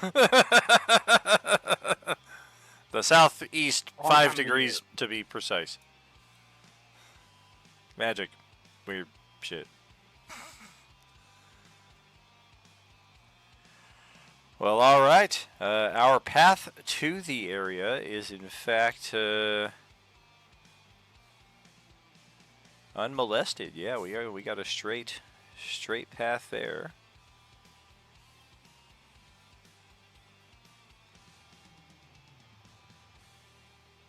And as we approach, we can see in the distance the squat stone fortress rising from one of the last patches of green before the rocky scrubland of Estwild. The tall wooden gates are flanked by crenellated battlements and solid watchtowers. Torchlight shines through the fort's windows, and every so often armored figures make their way along the walls. And we can certainly assume that at some point during our approach that we touch base with Raven and her small force of non-heroics. But otherwise, how do we want to approach this?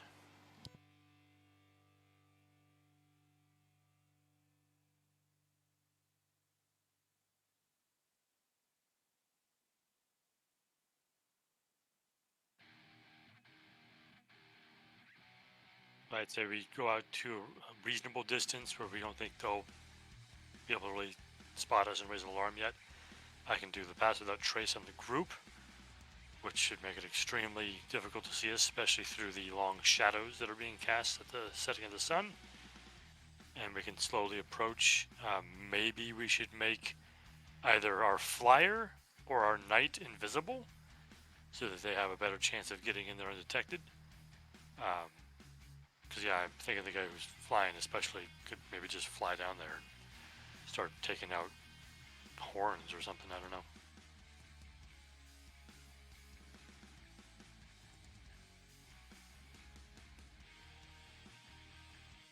If we could sneak close to the wall, under the cover of the pass without a trace, and spend some time, have some time available, I can remove my armor for greater ability to stealth. It does take me 10 minutes to put my armor back on.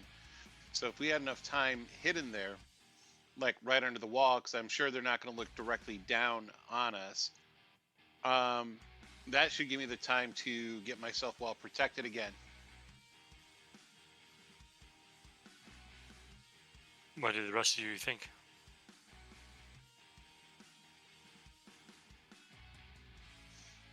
The only the big disadvantage with that is if we're caught anywhere between, within their range, I won't have my armor to protect me. Correct. Why don't you keep your armor on? I'll make you invisible, and that'll give you advantage on your stealth. What is this advantage on stealth that you're talking about? I mean, you will surely be advantaged than the rest of us if you're invisible. That is true. It is much less likely they will notice you. Yeah, and I'm sure that the armor, even though the armor makes noise, it's not going to carry as far as that. So, And you will also be within the baffling effect of the pass without trace. very well. Then I shall keep my armor on.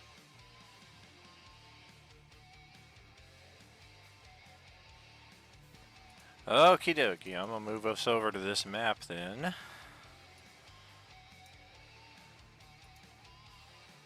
Sounds about right. And give me a second to get your tokens on.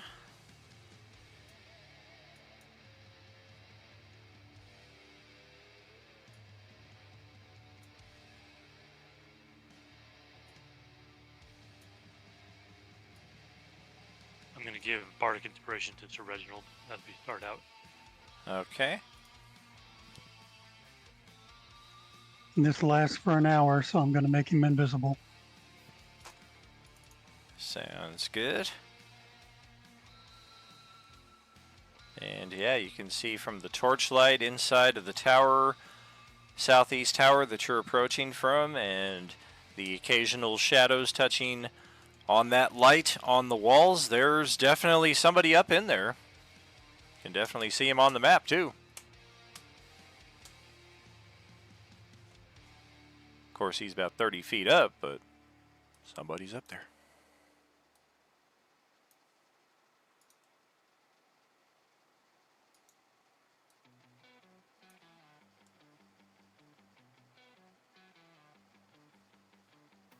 Okay, so if you could silence the area on top, I can get up there and dispatch him, but we don't know if there's anybody else up there.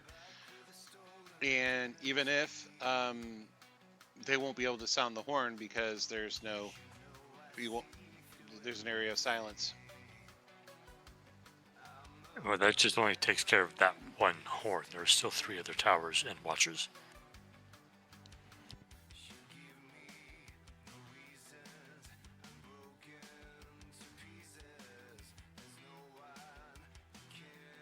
Are all of the windows / arrow slits up higher, or is there any on the ground level? They're all up high. Solid tower all the way up until there. Doesn't look like there's any rooms inside the base or the second level. Feel like the barracks and stuff that's on the second level. The barracks is all the way like up on the northeast fortification.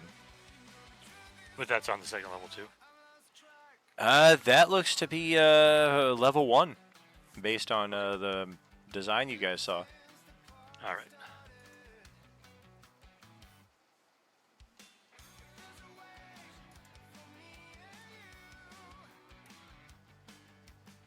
Is Reginald too heavy for you to take you up on your carpet? No, he couldn't be. He could be. We should be able to go up on the carpet. Might be a little slower than normal, but nothing that we can't handle. We're not trying to be speedy anyways. Or maybe you can slowly get him to where he can have a better line of sight on what's going on in there. You keep low since he's invisible. Yes, and then I will also be able to see where I need to silence, because as of right now, I don't know where to cast that spell at.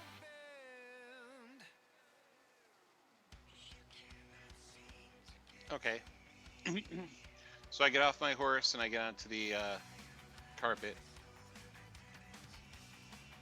Because when you cast the invisibility on me, it also made the horse invisible.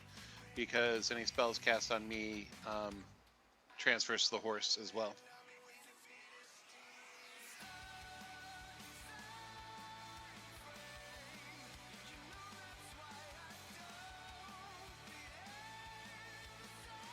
So, which way are we going up?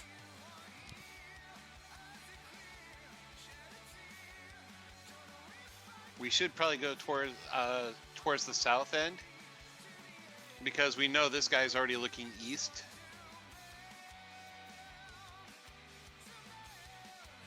I agree. Let's go ahead and go up on the south side.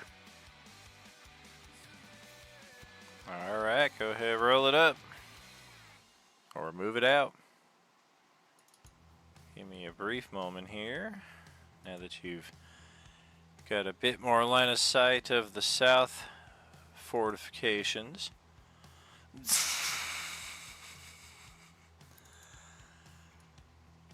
All right.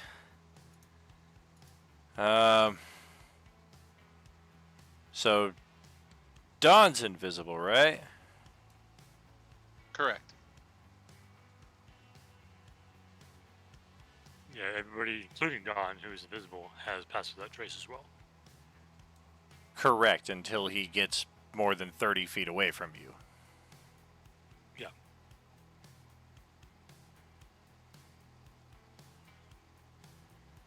And I suppose it's going to be important to roll a stealth check here for both of you.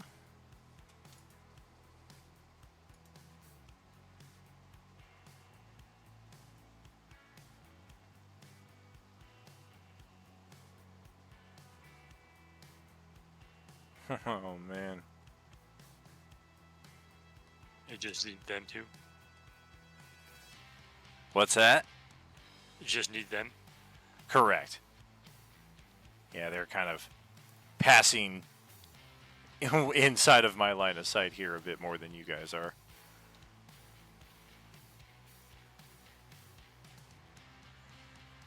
And how tall is the tower? 20? 30.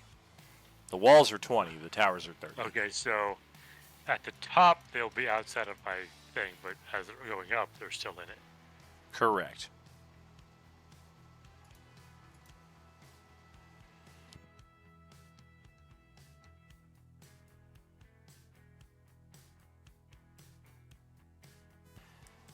All right. So we're going to proceed with the numbers that we have here.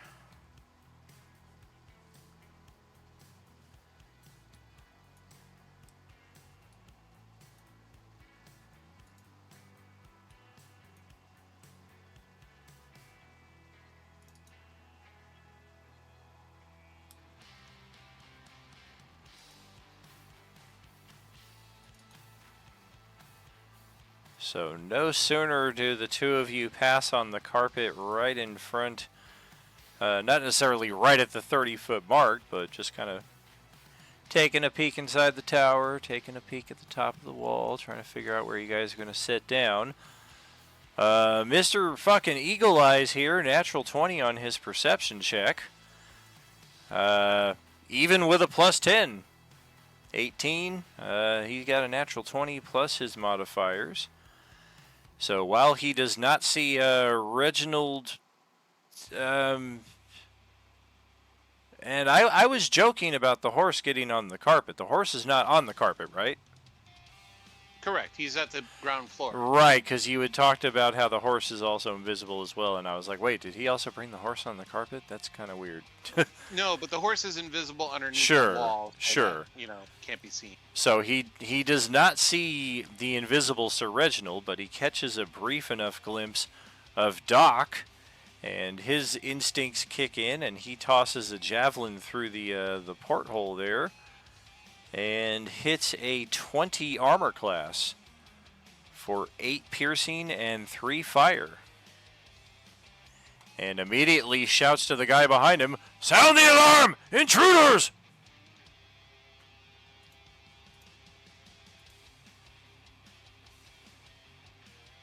sure we Mill. probably heard that, right? Yeah. Absolutely. Shit. Well, I guess we know where we're putting the silence tonight. So let's get initiatives going here.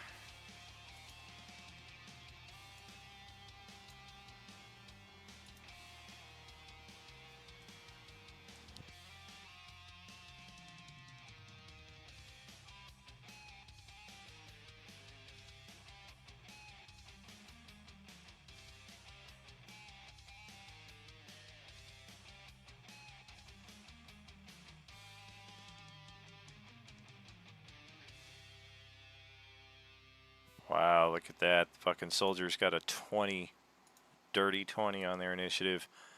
Hawakan is first, and then the soldiers.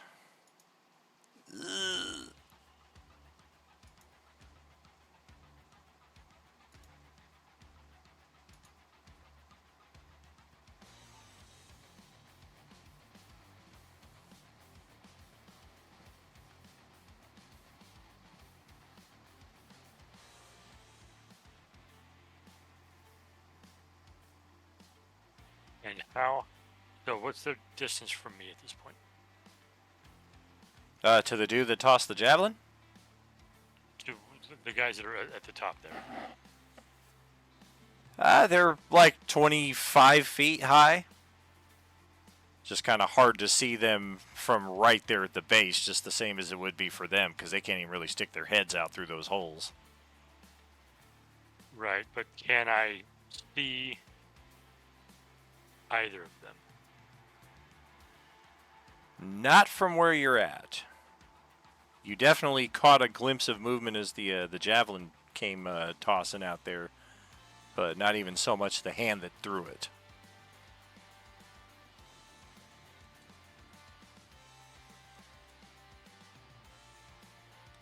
Okay, I'm going to try something a little weird here. Oh. So I'm going to try to use minor illusion because I can make a sound. And I'm going to try to imitate that guy who just yelled to raise the alarm. To make it seem like he has basically changed his mind. Like he's going to say to the other guy, oh wait, never mind, false alarm. All right. So I want to try that.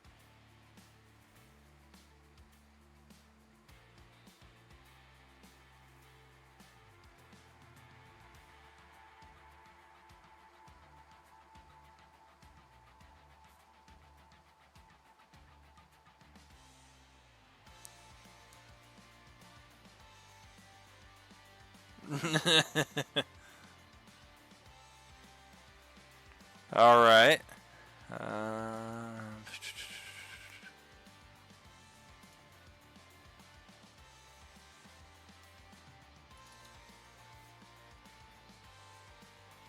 So from up inside the tower, there's,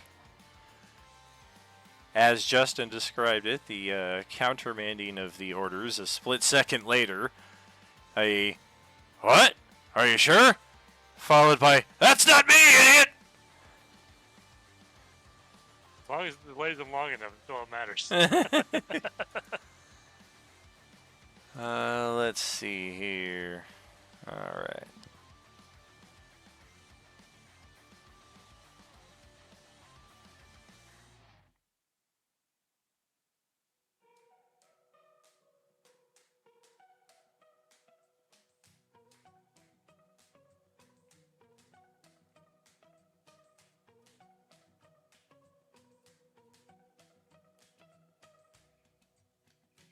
Definitely a little late for it now, but if you're thinking part of the strategy, if we hadn't gotten rid of the chainmail that we could have used and maybe discreetly gotten in here, they definitely dropped enough of enough Dragon Army gear throughout those previous encounters for that to be a possibility. So that would have been interesting. Seems like something our circus troupe would have done in the Storm King's Thunder campaign. Right, I don't know that our current lineup here would have really thought to do it. Yeah, very much. It was like, ugh, Takesis.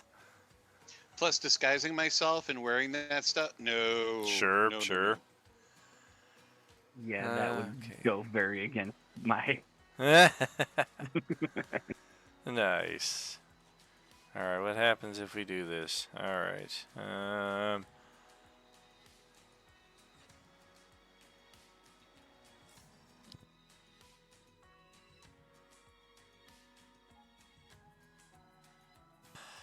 So yes, the alarm does sound from the southeast tower, and elsewhere in the fortress, you hear soldiers starting to move into this direction.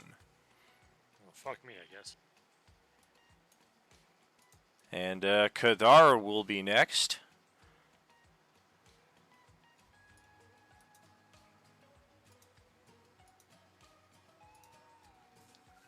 Kadar can't get himself on top of there without uninvisibling.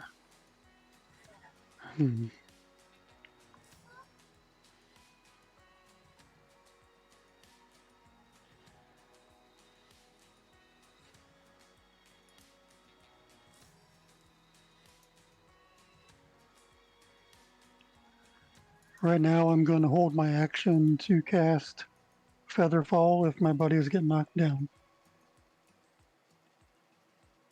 Is Featherfall a reaction? You may not have to hold an action for it. Oh, that's true.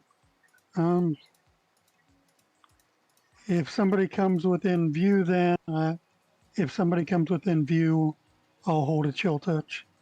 Okay. Alright, so Doc will be next. You can see that that guy retreated a bit further in. Looks like he's going for another javelin. All right. I am going to go ahead and hit him with a guiding bolt then as I continue to get into view of the fort there. Alright.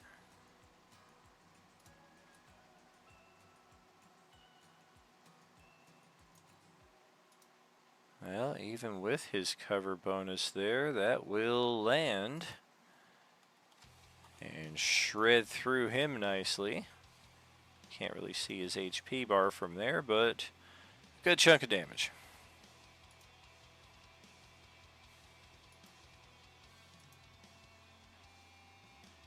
All right, and I'm going to try and make sure that it looks like I'm the only one on the carpet as I get Sir Reginald to where he can try and jump in and take the fight to them. Alright.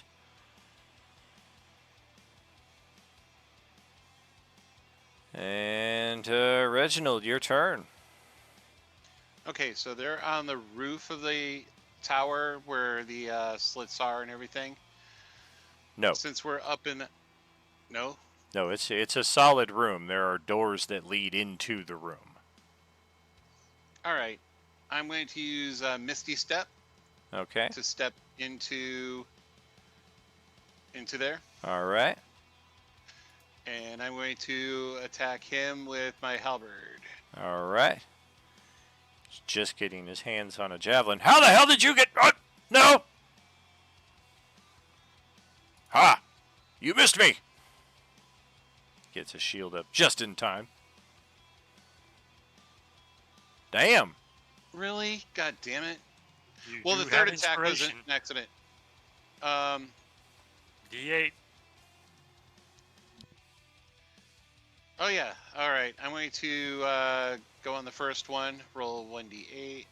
Okay.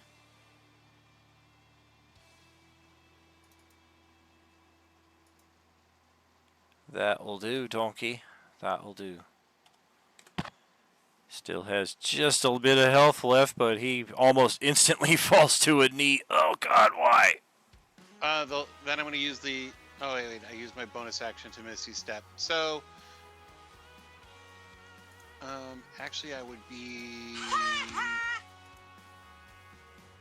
here. I would have Misty stepped into the room here because I wouldn't be able to see too far beyond that. Okay. So, yeah, that'll end my turn. All right, back to the top of the initiative then. Hawakan. Ooga, ooga.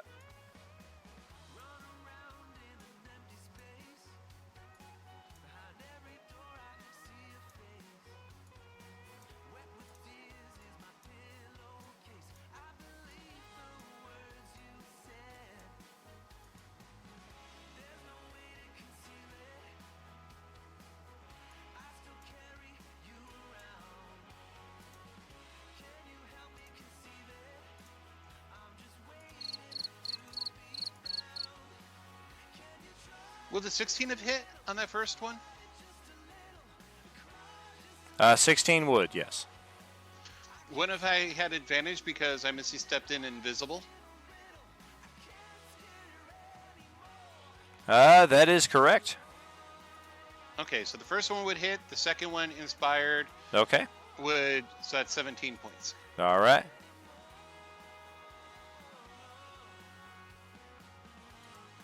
I will look over to Hadar and like, any ideas? They've been alerted. We might have to pull back at this point.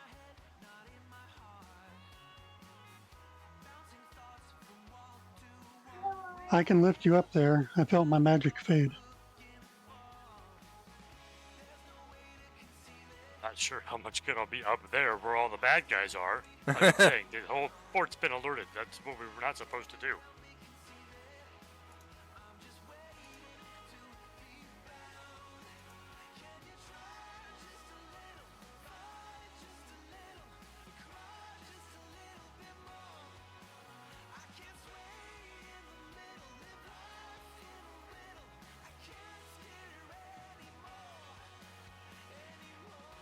Okay, I'm just gonna stay down here, steal my pass without trace, and take the dodge action because I got nothing against this kind of shit. All right. Dun, dun, dun, dun.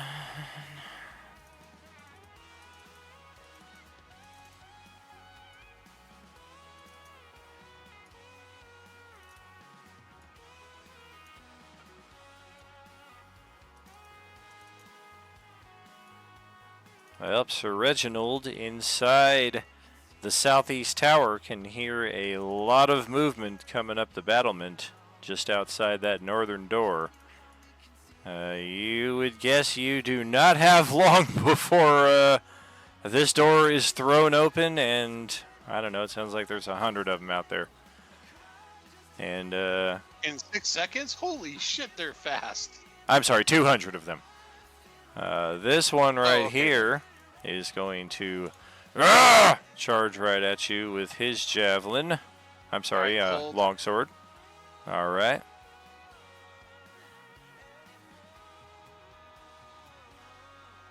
He moved in. Oh, wait, that's the wrong one.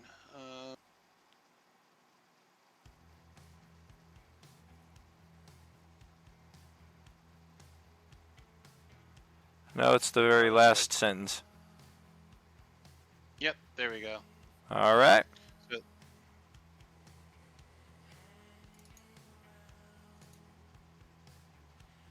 Get on with it. It's my turn.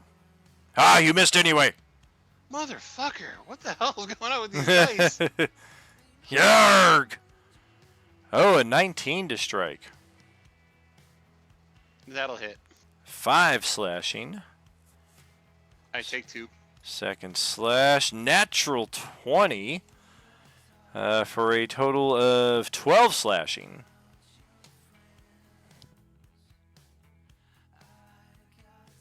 Alright, I take 9.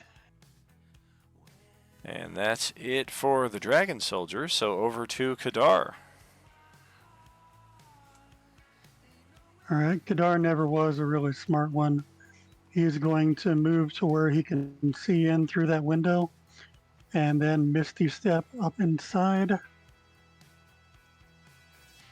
All right.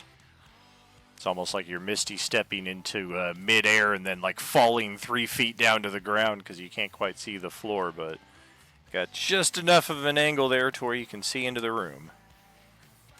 Yeah, and then for my action, I will cast my little cantrip for Chill Touch.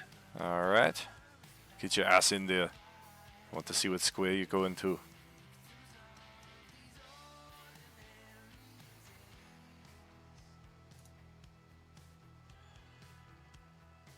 Well, even at supposed disadvantage for ranged attack and melee, that still hits. And damn near destroys the guy in one shot. Ow! Where'd you come from? What is this? Where's the reinforcements? It's the end. Doc, back to your turn. All right, this window, is it small enough for me to crawl through? It's not. It's really just meant for like arrows and javelins and stuff. Okay, then I'm just gonna move to where I can get better sight in and see if I can't help them out from outside the room. Okay.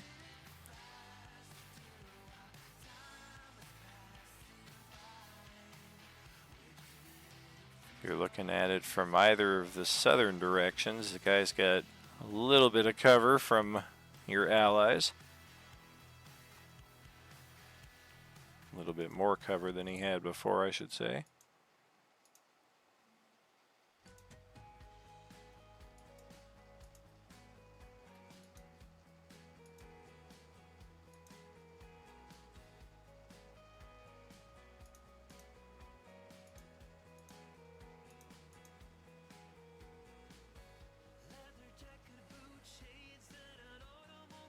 Okay, I'm gonna go ahead and cast Spiritual Weapon targeted right next to him. Okay.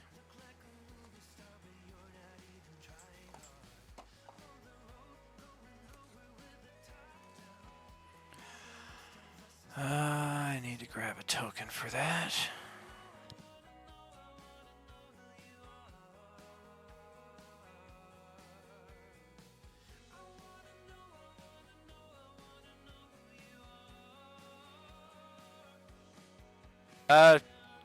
Just roll the attack. I'm going to spend longer looking for the token than it's going to take to facilitate the turn.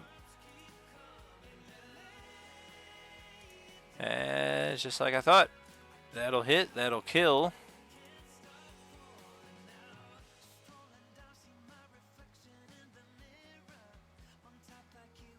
And I'm gonna go ahead and move that spiritual weapon right next to the door I can see on the northern side of that room.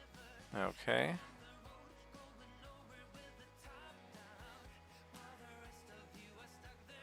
Huh.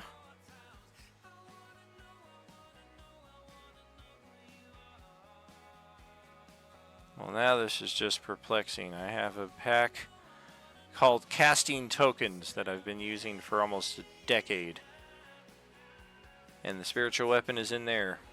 And now when I go to cast, I have one entry, Castle on the Thorn. So where in the 1 million plus art objects I have here did my spiritual weapon go?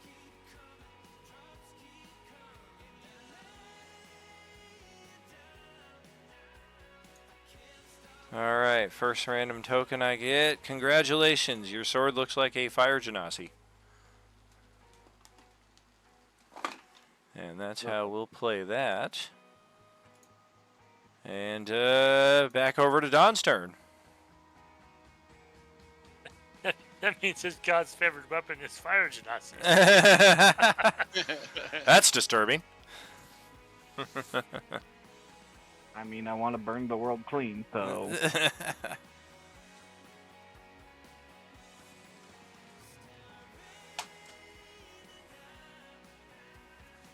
All right. I'm going to stand right about here. And I'm going to ready in action that if anybody comes through either of those two doors, that I'm going to attack. All right. Oh, J-Man, that's back to you. Getting all tied up in my fucking cable here. Jeez.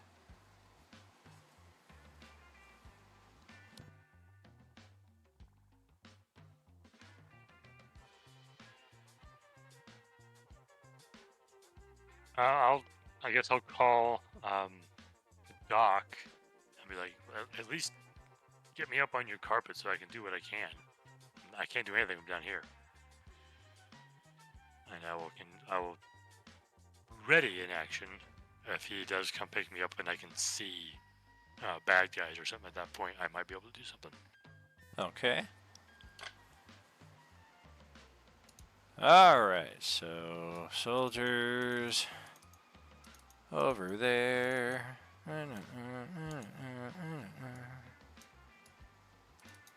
And we're all gonna scoot on in, all 300 of us.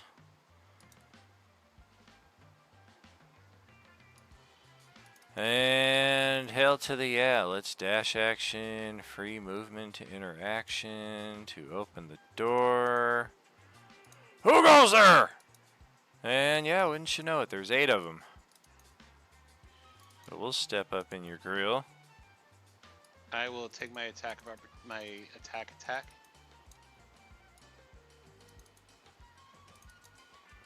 Yay! Ow. They're on the right side this time. You asshole. Do I get both my attacks?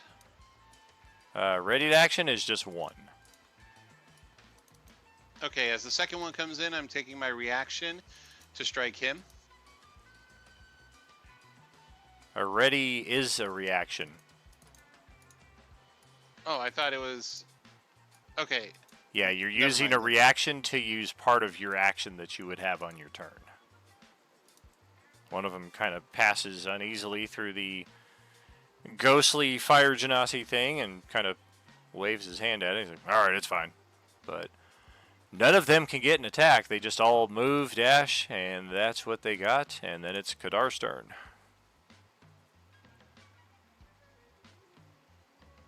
All right, you lined them up a little bit too pretty. I'm going to throw a lightning bolt straight up through here. Okay. This will be through the staff. Alright. Let's see. Yuck, yuck, yuck, yuck.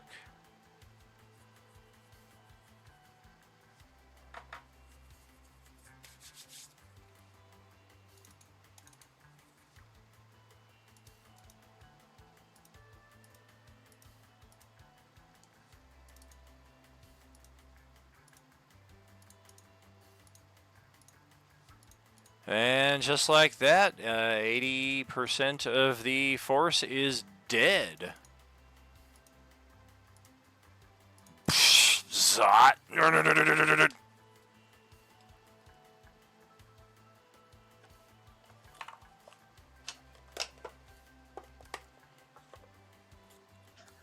Yeah, that's it. I'm going to stay where I'm at. Okay. Let's pass it to Doc.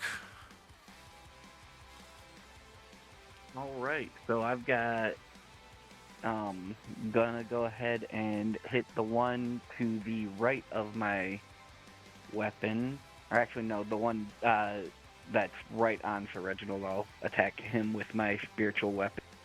Okay.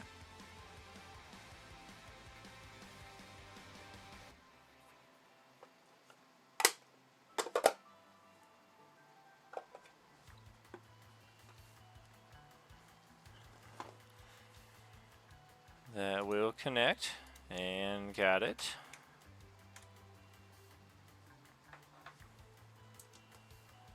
Are you gonna go down and pick up Hawakan? Yes, I was gonna go ahead and drop down, pick him up, and go back up because with the I'm only what you said 25 feet up. Right, so you should have the movement. Yeah, I should have enough movement to bounce down, pick him back up, get up there real quick. Okay. And he can trigger his reaction at any point thereafter.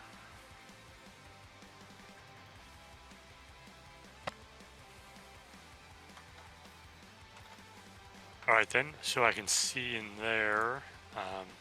Well, I didn't even see the lightning bolts go off. I heard something, but I'm like, what the fuck happened to those Yeah, guys? you saw a big flash. The torches all of a sudden went crazy for about 2 seconds. What the fuck happened in there? Holy crap. Yeah. So I will... Yeah, that guy that's right there in front of Reginald, who's pretty healthy.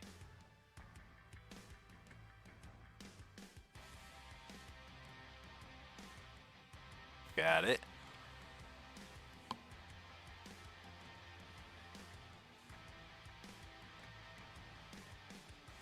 Oh, shit. Okay. Oh, you got a natural 20 on the wrong side of the die. He takes the full damage. Oof! That means he also takes his reaction to immediately get away from me. Oh, shit! 1 second before that takes place, I would have still had my regular action, which I would have hit him with a Sacred Flame as well, so he might not even have a chance to get away. Okay.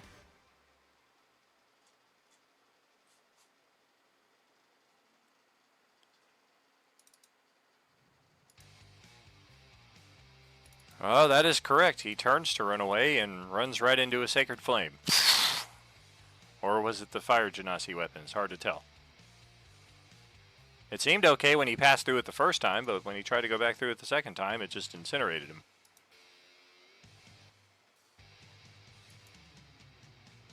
Yeah, so I guess Doc would have heard me just kind of look into there and kind of just start going,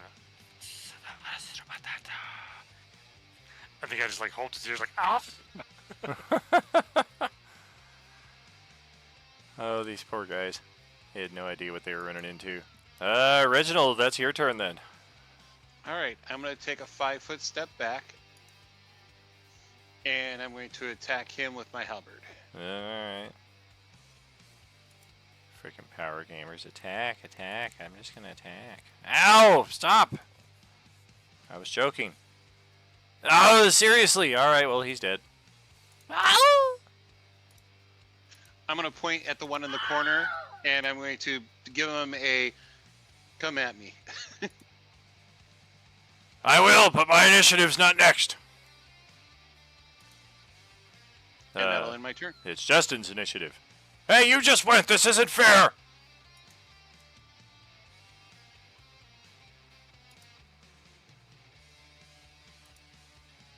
So I'll look at that guy in that corner next to the spiritual weapon, and I'll say to him, "You should have thought about what was fair and not fair before you joined the dragon army. Only losers fight with dragons."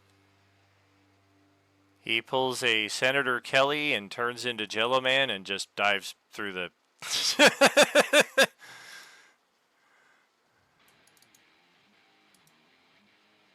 Oh, damn, he made his save this time. A 19 on that wisdom save.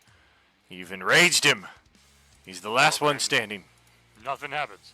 Alright. Well, then he will foolishly charge at dawn. And Alright, try I to will hide use my amongst the... reaction. It's hard to differentiate him. There's like just 9 carcasses around. But somehow you still got him. Ow! You bastard! Take this! I got a 9. And this! I got a 16. That's my Yep, turn. neither will hit. Alright, Kadar, your turn.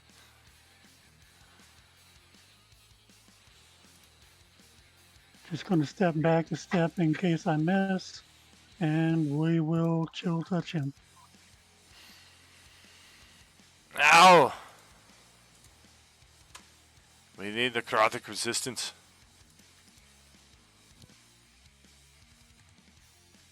Well, that will hit. We will take it.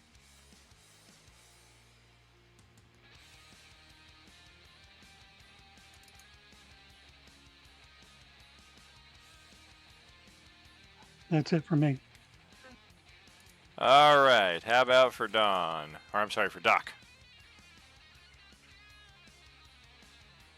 Alright, I'm gonna go ahead and move my spiritual weapon and right next to Sir Reginald and smack the guy that he's fighting. Alright.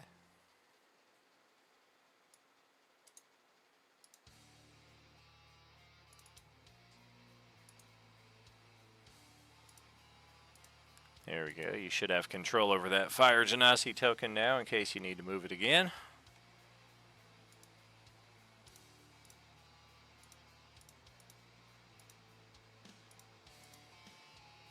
Oh, shit.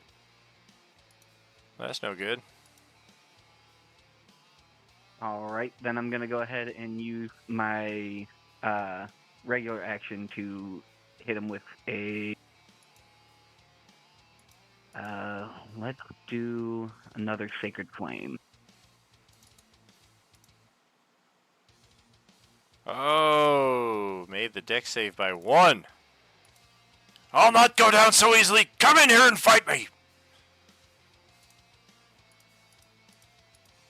He looks at his fucking brain hanging off the end of Reginald's pole arm. Don't take me seriously. I was just gonna say, I'm already here.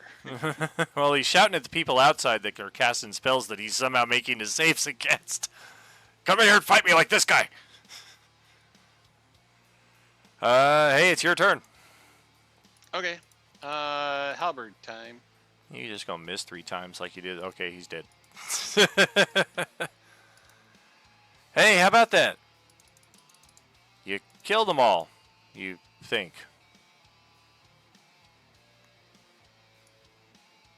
We should hang out in here for a little while just to see if more reinforcements show up.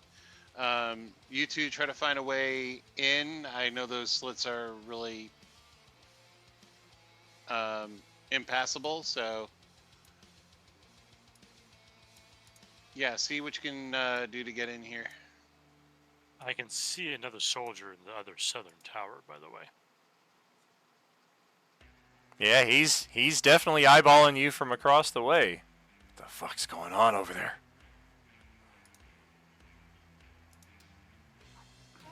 Do you guys want inside? That would be nice. All right, I will reduce each of you in turn and shrink you down so you can try to fit through. Oh, I'll say that's unnecessary. We can just fly over to the door that's open with all the dead guys. Yeah, and it will save your power. Because is your power unlimited? Never. I know I have to rest a while before I regain my magical abilities. That's why I said save it. We can just fly over the wall. All right. And we will do so. Let's be a little, obviously stealthy about it. Don't let him just be shot at.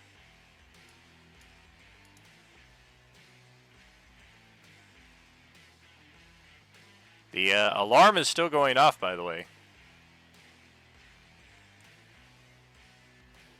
Seems like the it's... other towers are blowing their horns. Is that what's going on?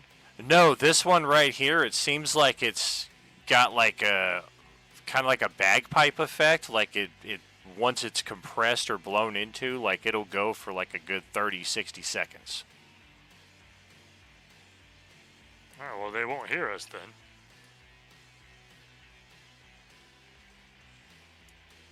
Pop the bag.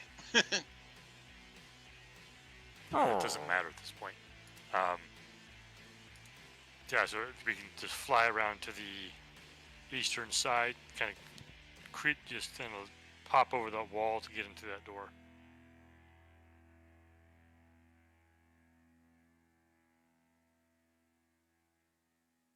Yeah, that sounds about right. We'll just go around the wall.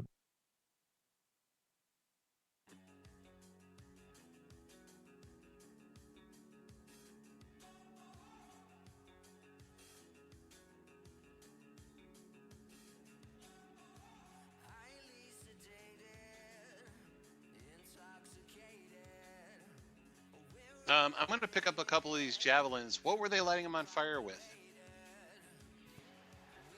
With some oil that's inside of a can here on the floor. And how many javelins are up here? 6.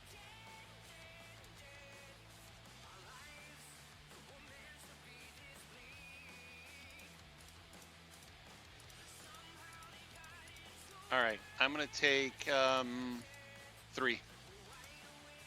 All right.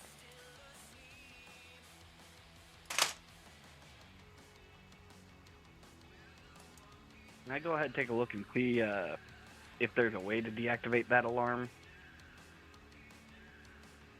Totally. I mean, it's going to run out of its own volition here in less than 30 seconds, or you could just squeeze it so that it runs out quicker, or just pop the bag. Stabby, stabby. Bag is pop. All right.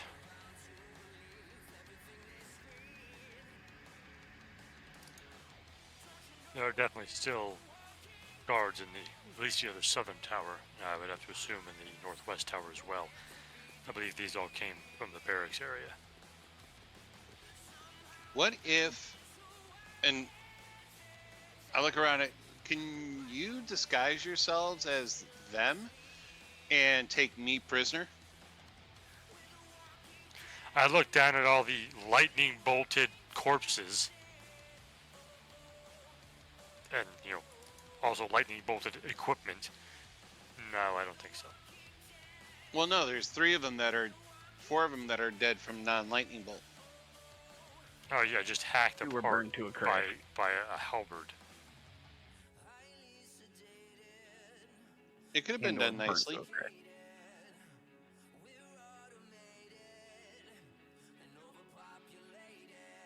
At this point, I'm pretty sure we've dealt with the larger force that was here, so I don't really see the point for that kind of subterfuge anymore.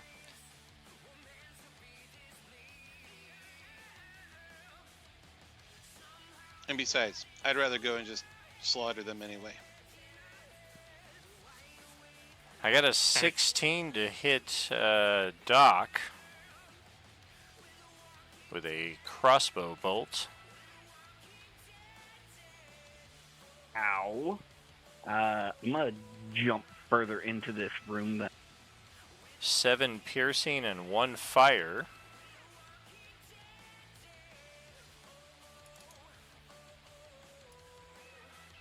And 1 It came second. through the open door that we were next to.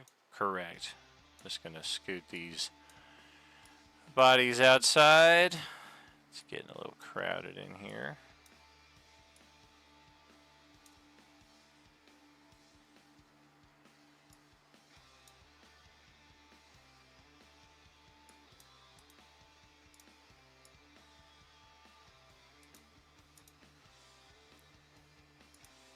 And yeah, there's definitely a leader type riding on some kind of shit. Yeah, that's not what any of you wanted to see here. And it's gonna... Take it that's not an actual dragon, though, right? there's no fear effect. You do realize that eventually I'm going to want to be a dragon rider too, huh? Well, that's a conversation between you and your current steed, who you're already thinking about replacing. Yeah, but You're not good enough. eventually. So we're going to take a swipe here at Hawakan. A 23 to strike. Well, yeah. And that is 12 slashing and 5 fire. And a second rend attack on Doc, which is also a 23 to strike for 9 slashing and 2 fire.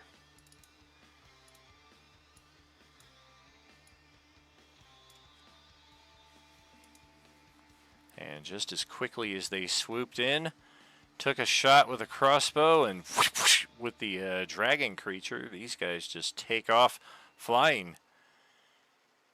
Do they get free disengage or something? They don't, but they were at 10 feet range.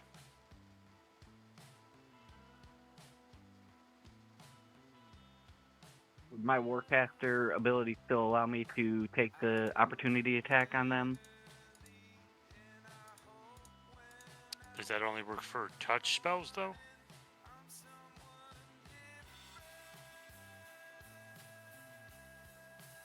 I mean, yes, but they weren't within melee reach, unless you have a 10-foot reach like they did. Yeah, Yeah, that's the thing. It didn't provoke an attack from you because it wasn't within your threat. Same for me. Yeah, That's what I that's thought. why. I had to double check. Yeah, that's why the officer took a shot with his crossbow, because he didn't have really any reach to do anything with his primary melee stuff. But yeah, they take off flying, and I think that will get us going into another initiative here.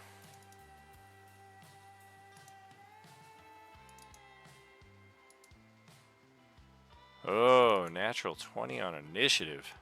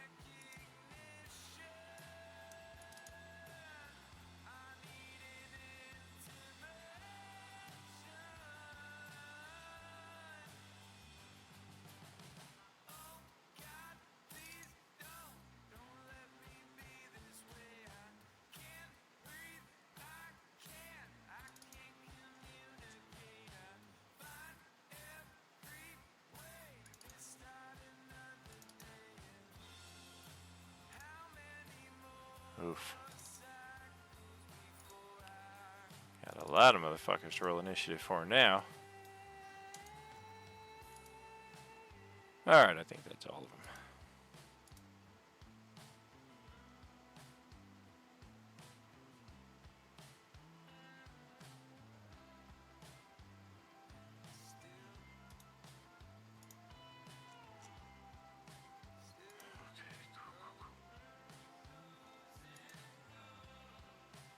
Well, shit. If it's like that, then let's come right back. Howdy, strangers. How's it going? Remember us? This time, the heavy crossbow bolt will go at the heavy plate mail armor. No, we're gonna shoot that wizard over in the corner. Probably wouldn't hit either of them. A 14 to hit Kadar. Nope. And we're going to assault orders, which, again, all of this stuff is going to be appearing in the Twitch chat. So if you're watching behind the GM screen, officer shouts orders, targets up to 2 other creatures. If the target has the necessary trait and can hear the officer, the target can use its reaction to make a melee attack. So the dragon is going to reaction melee attack on Doc. That's a 7. And then with its actual turn, it will take a rend attack on Doc. A 24 for 6 slash and 4 fire. And its final attack on Hawakan is a 14 to hit.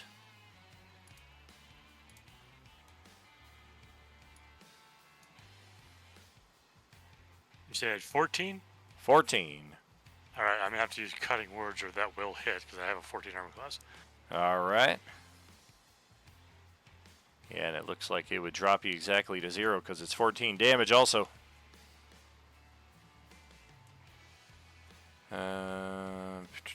Okay.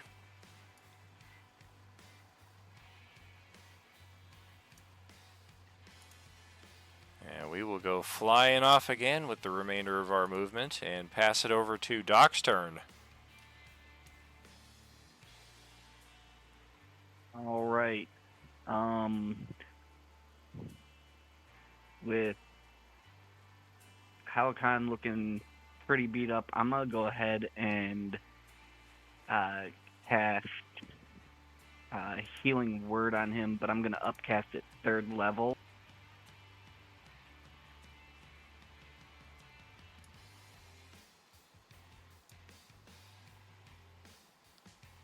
Sounds like a plan.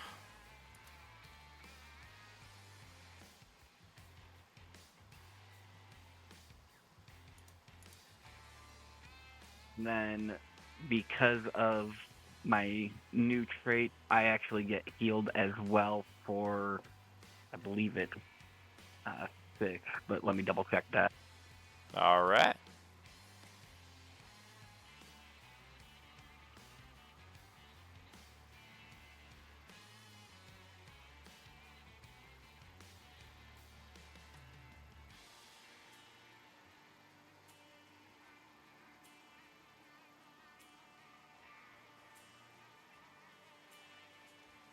Nope, that'll be for 5.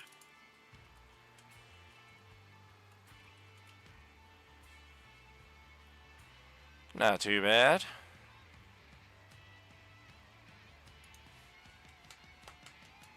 And then I'm going to go ahead and move on down away from that door.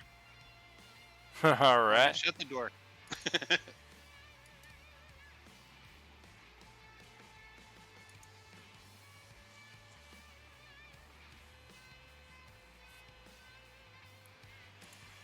Okay, we're just gonna try. Hey, we got a chance.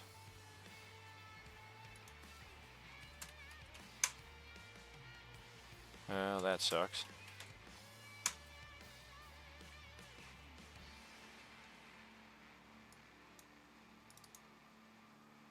Oh! AC 17. So yeah, a vial of alchemist fire comes in and hits Sir Reginald and bursts open, but doesn't burst into flames as it should. You can see now their tactic will likely be to just burn you out while you're all stuck in this room. Let's try something else. Another vial comes crashing up against the outside of the room you're in, briefly catches a blaze.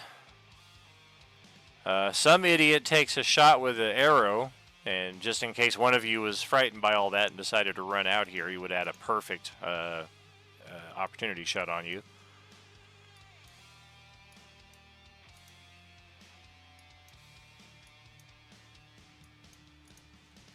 Otherwise, we'll have some dudes moving around, taking some readied actions.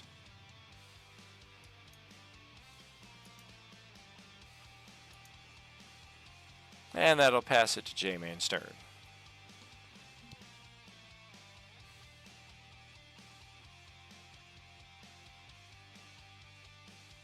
I'm going to kind of poke my head out just enough to see outside this open door to kind of see what's arrayed against us. All right.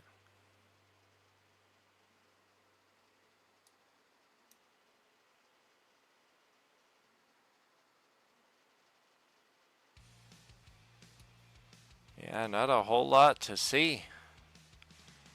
There's this kitchen right here that stands a bit higher than the wall right here, so you imagine people are like on the other side and just kind of like blindly tossing, hoping to catch through the door, because yeah, there's no really sight of anybody. I was going to say, that's fairly close for the alchemist fire. That's why Sure. we just didn't see anybody. Yeah, their chances are slim to none with that, but if they can arc a couple into the room, they might be able to hurt you while you're supposedly in a position of cover.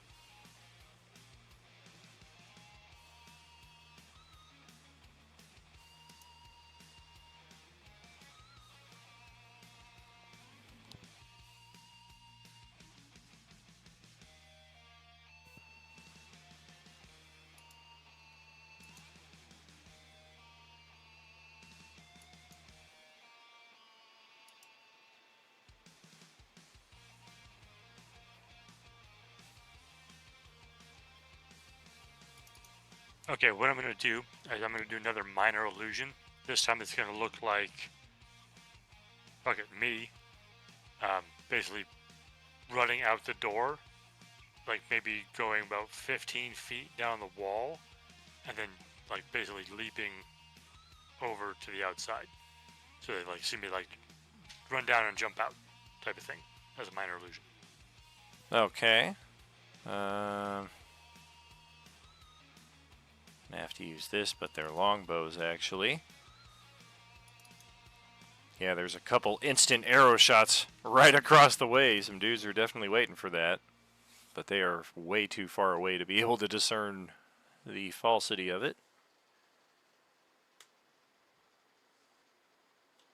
But yeah, maybe it'll make them like divert some people to go out there to look for somebody. So I do that, and then I back up into the room a little more. I'll leave the door open just so we can like take shots at people who show up.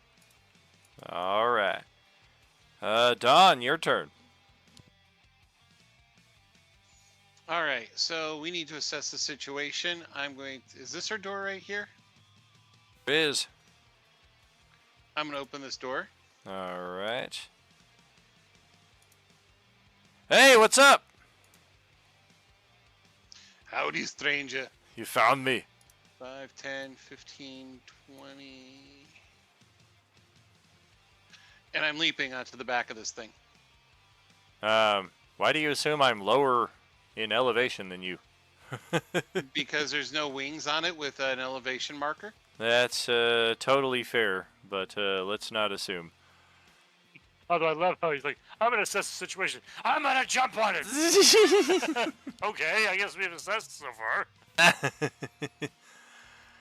So yeah, we were there. We used all of our movement. We're roughly the same level as this, so about 25 feet high. Which would give me the opportunity to leap upon the back of that thing, right? Sure. I hope you're athletic. I have pretty good athletics. You know, I have a +7 on my athletics check. And I have,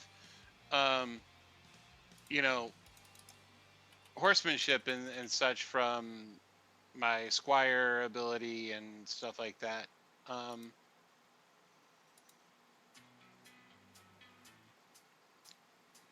You know what? I'm just going to toss a couple javelins at him.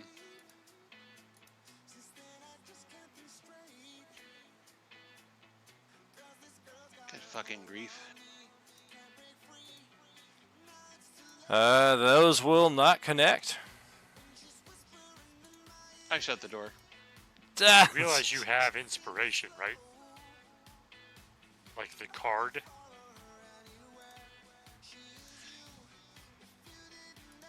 Yeah, I don't know if I want to just use it just yet, though.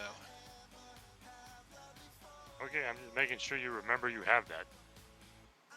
Oh yeah, no, I do know that I have it. I was just not really in the mood to spend the card for 6 points of damage.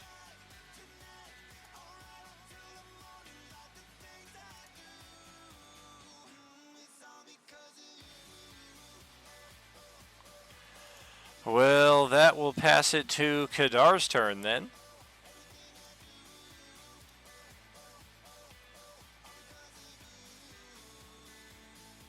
All right, so that door was reshut, right? Correct. I'm going to move over to where I can see out the open door, and I'm going to hold a hypnotic pattern. Okay.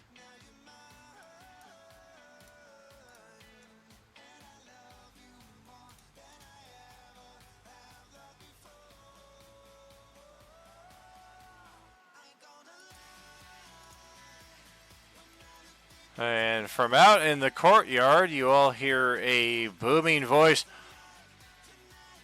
What kind of garbage we got going on here today? This daily nonsense stops now! Get your asses out here and face punishment! Not sure who the fuck that is, but definitely sounds like they have just woken up from a serious bender and are not happy about what's going on. They're also a bit too far away right now to do anything about it. But that will set our initiative back to the top and set us up nicely for next time. We'll see if we have some player reinforcements for our next session, or if we're still just rolling with 4. Either way, great session tonight, guys. Don's dice in particular were pretty crazy. Started off super hot on the skill checks, and then for the attacks were like a famine or feast pretty much. I hate that they got a natural 20 to fucking see us. Yeah, that was insane. The guy has a +2 to his fucking perception, and you guys have +2 to your stealth, so I mean, the odds of that are like fucking few and far between. Yep, our entire plan and everything like that foiled by one die roll. Yeah, by one guard that you guys killed with the greatest of ease, but he had one fucking eagle eye check in him there. I'm a little disappointed that my illusion didn't really do anything. Yeah, I mean, looking at it the way I did, I'm like, well, the illusion instantly sounds off, but the living guy who's calling the orders is standing right there to be like, no, do it, sound the fucking alarm. I'm standing here telling you to do it. It did cause enough of a hesitation during the reaction phase of their turn, but when their actual turn came up seconds later, it was like, are you sure? Yes, I'm here. Do it.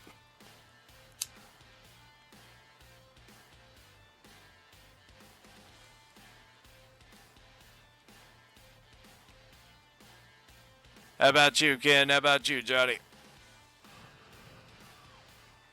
was a good session, man. Great session. We gonna be having an interesting time next session, that's for sure. Oh, yeah. Yeah, this is one I was looking forward to for a while. I definitely thought... I did not expect to discover. Like, I definitely thought this was going to be another opportunity for you guys to showcase domination, skill, strategy, subterfuge, infiltration, all that good stuff. But yeah, like the worst possible combination of dice came up at that particular moment. Now we've got the big bad of the fucking fortress instead of chilling out in the stables where he would otherwise be if you guys were not caught, and then you guys would have him and his little dragon inside of a tiny room as opposed to him being able to So yeah, much different challenge rating now once all the foes are out. Now you've got the drunken captain across the way too, stumbling out of the prison, trying to find out what the fuck's going on. So that will be us in 2 weeks during the end game week. It's the only game that's going as scheduled that week is our Dragonlance game for session 9. And I do believe we have 2 sessions left of our Coalescence campaign before we get to end game. This will be the final sessions for all of our tables. If you haven't caught up with the notes in the Discord and what have you, Sunday morning, this coming Sunday, will be our final G1 and G3 sessions, as they have their crossover event, and then they will be also part of the table reset. Thursday, I'm canceling the final session next week. We don't really have a full table, even if everybody shows up. So we're just going to work on resetting that at the same time. And then this coming Wednesday will be our final finale, the Wednesday table, as we see just what leads us right into Endgame itself, beginning on July 15th. So again, thank you here, friends, for being here tonight. Nice solid party of 4. And we will catch you next time around 10 a.m. Pacific on Sunday morning, friends. You know there is no RU without you. Have a good night, all. Good night. See ya. Good night, everybody.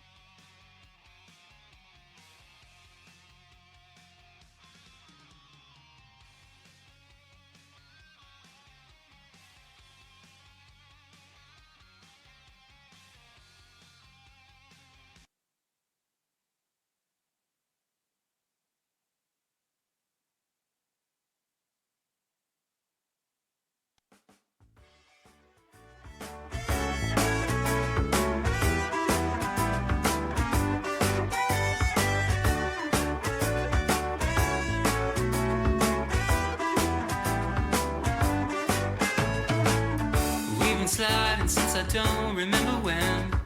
In righteousness. While others might be stressing out, we rely on our side to help us out. And it's obvious now, finally, I know you're gonna underplay it, but it's time to move on from this. We're derailing, and we're not what we used to be.